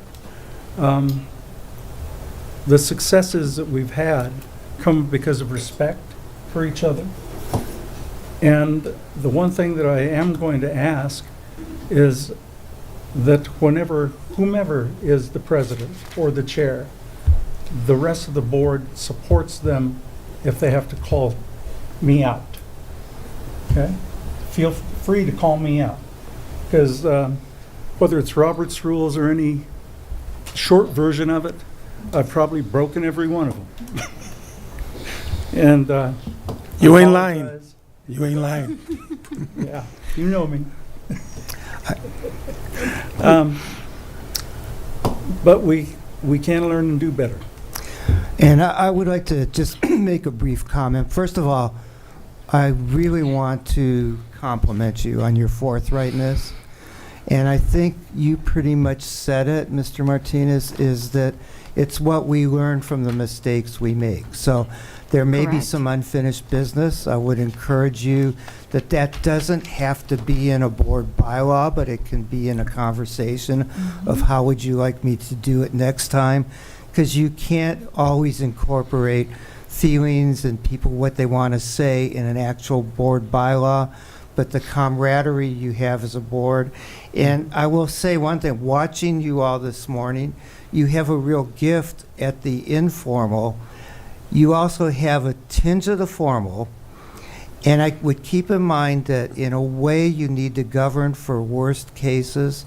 It's very easy for boards to get comfortable and then all of a sudden have one person from the community that somehow has a knack for getting you all fired up and disrupting that. So keep in mind that your formality at board meetings, I always called board members trustee because I wanted not for them, they knew who they were, but for the people in the community to know exactly they were being entrusted with their children. So that formality, and this is me talking from sitting in Dr. Avila's seat for many years, that formality provides a cushion for you when things are not going smoothly. So. Dr. Avila? Just briefly, generally, I appreciate everyone being here and everyone expressing what has been expressed today. I think only good is going to come from this. It's going to make us much stronger and much better as a board, as a governing board, as a district, as a community. And I look forward to whatever we end up with, calling them Rialto's Rules of Order. I like that. I like that. I like like that that. too. I like that. I think it would honor the past practices that are good that the board wishes to keep while infusing the needed versions that need to be included to move us forward. Before you guys think about selling that to another district, we're going to copyright that. Can we patent that, please? Hey, anything we do for you, you own. So, you know, Well, we appreciate we it. can put that together and then you market it all you want. All right. We'll Let us charge people to use it. we'll license it to Now it's your Redlands turn. and Riverside. And they're also RUSD. Okay. I would like to piggyback on what Mr. Martinez says. You know, I being, one of the youngest and newest board member on here, of course, I'm sitting amongst the most wisest and veteran board members on this board, regardless of age, race, and, years on the board. Of course, I'm learning, and, I too have, as being a nurse for almost 18 years, I have learned in my career that you have to be flexible. You learn by mistakes. I learned how to chart by my audits. I wouldn't have known how to chart if I didn't learn by my audits. So if I do something wrong, and I'm telling each and every single one of you, and I hope Ms. O'Kelly's watching from home too, if I do something wrong, please let me know.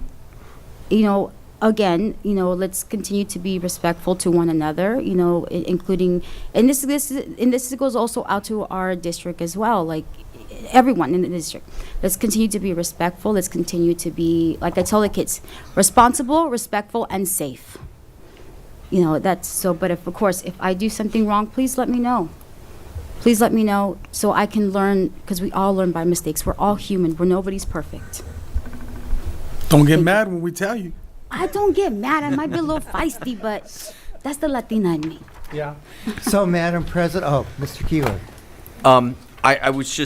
I think we've finished with 9121. Yes. I'm also sensing then a directive perhaps that we work with the superintendent on Rialto's rules of order, and for something that can come back to the board for further discussion that would be representative of the rules of order that this district has successfully used, our own little spin on it. I would like to add to sort of like a practice session.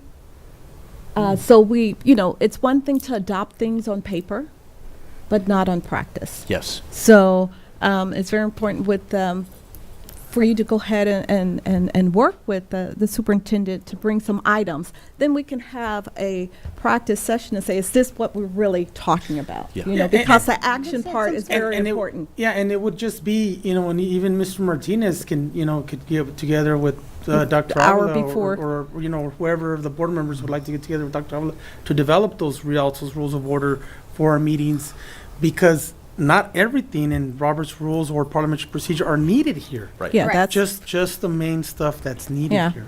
Totally So I think, agree. It's Mr. a Stem works with- streamlined version that, and we have some materials. I'm going to ask Martha to send me what Trustee Martinez sent previously. And then if, you know, we can take a first crack. If the board wants to create a subcommittee to explore it later, that's fine. We might nail it on the first try. But then I agree that training, I mean, further, you know, practice session going through them will be key so that Right. everyone's on the same page with how things work. Absolutely. That would be fantastic. And it's our fault, really, in a way, because, you know, our we should have these types of trainings and workshops available for board members the minute they get elected, the minute they get on the board. They can't get on the board and then the rest of us expect that they get with the program because they don't, you know, they haven't been given the opportunity to get that information or participate in, you know, that training. And I think that's something that at another time, because I know we're short on time, but Mr. Duchamp can probably share his district's history. I think his district did new board member orientation better than just about any district I've ever dealt with. We need it. And so that's, We'll stop paying you in 2 minutes. well, then I am out of here. okay. So, Yeah. Well, I just Madam President, oh, yes. I don't want to no, interrupt no, no. Only It's facilitate. that kindness. So, seeing as we have 1 minute left, I don't think we could even ask the questions on the, Right. the next one. And again, I really do want to commend you, and I love Rialto's rules of order. I wish I would have thought about that when I was the superintendent. I think it's a great idea. So, Madam President, I think we're at your time that you called for adjournment. Yes. I did hear you say about setting another meeting time. Right. I think we all did strong work. We really revised 6 bylaws, which is really very, very, very good. I appreciate the comments, the support of everyone and coming in on a Saturday and the team. Thank you, And staff. Yeah, thank you. we, you know, we tentatively, we have two. We have a board, next board bylaws, we will maybe recommend maybe sometime in October to give these 5 chance to come to committee and go through the process and review with the Rialto Rules of Order, starting, you know, the We've got- framework We've got lots ASAP. of time Yeah, in summer. Summer, if- yeah. If whomever is available. yeah. So we're because, just saying the Rialto Rules of Order will probably be something that we need, to start Yeah, very, and- very quickly, whatever format. And so, And the follow-up of a meeting like this, I think, would be good in the summer. yeah. Yeah, absolutely. So we can work on the dates and after all these Staff graduations. does not have to show up. Well, Unless they want to. Yeah, all right, we got a lot of wells here. If you're on the Why do we gotta be called Wells? Violation of a Calls bylaw, well. Mr. Martinez. Yeah. It's a political term? Yeah. Okay, so that would I like also- a motion. Is there a motion for adjournment? So moved. Is there a second? Okay, vote by Ms. Dominguez, Aye. Mr. Montez, Aye. Mr. Martinez, Aye. Stephanie Lewis. Aye, time is 1:01. Thank you, everyone. Wow, great job. Have a nice weekend. So